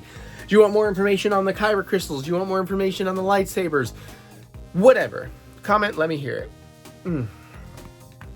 This is the last on camera thing I have to do today, and I've been on camera for 6 hours, so I'm ready to shut up. You can also click the thumbs up button, give me the good old thumb of encouragement, as I do love to be encouraged. And remember, we will get through this. We will get through this together. And remember also, the Disney vlogs, starting with the last one I put out. And if you want the first of my May trip in 4K, we'll do it. I'll go back. But I'm putting them out in 4K. So if you're watching on a nice system or whatever, feel free to watch it in 4K. It's looking a little nicer. And I tell you what, I think the July trip's going to get even nicer. I'm thinking about getting back into taking some real gear again, getting a little fancier with it all. All right, you can also go check out my music anywhere you listen to music. Look up TheEricButts. I'm working on the Mary EP Part 2 and maybe some other things. And you can go to TheEricButts.com for all that funky butts fun you're looking for. And then there's more with the links in the description below. So click that see more button to see more butts. I'm going to get on out of here so I can go. It's 10 o'clock and I have to edit this whole thing and 7 trailers. I'm going to get out of here. I'm going to do way too much work tonight. And then do some more stuff and live some more life. And I'll see you all later. May the force be with you. Always, I love you. Bye. Ooh, I look just like Buddy Holly.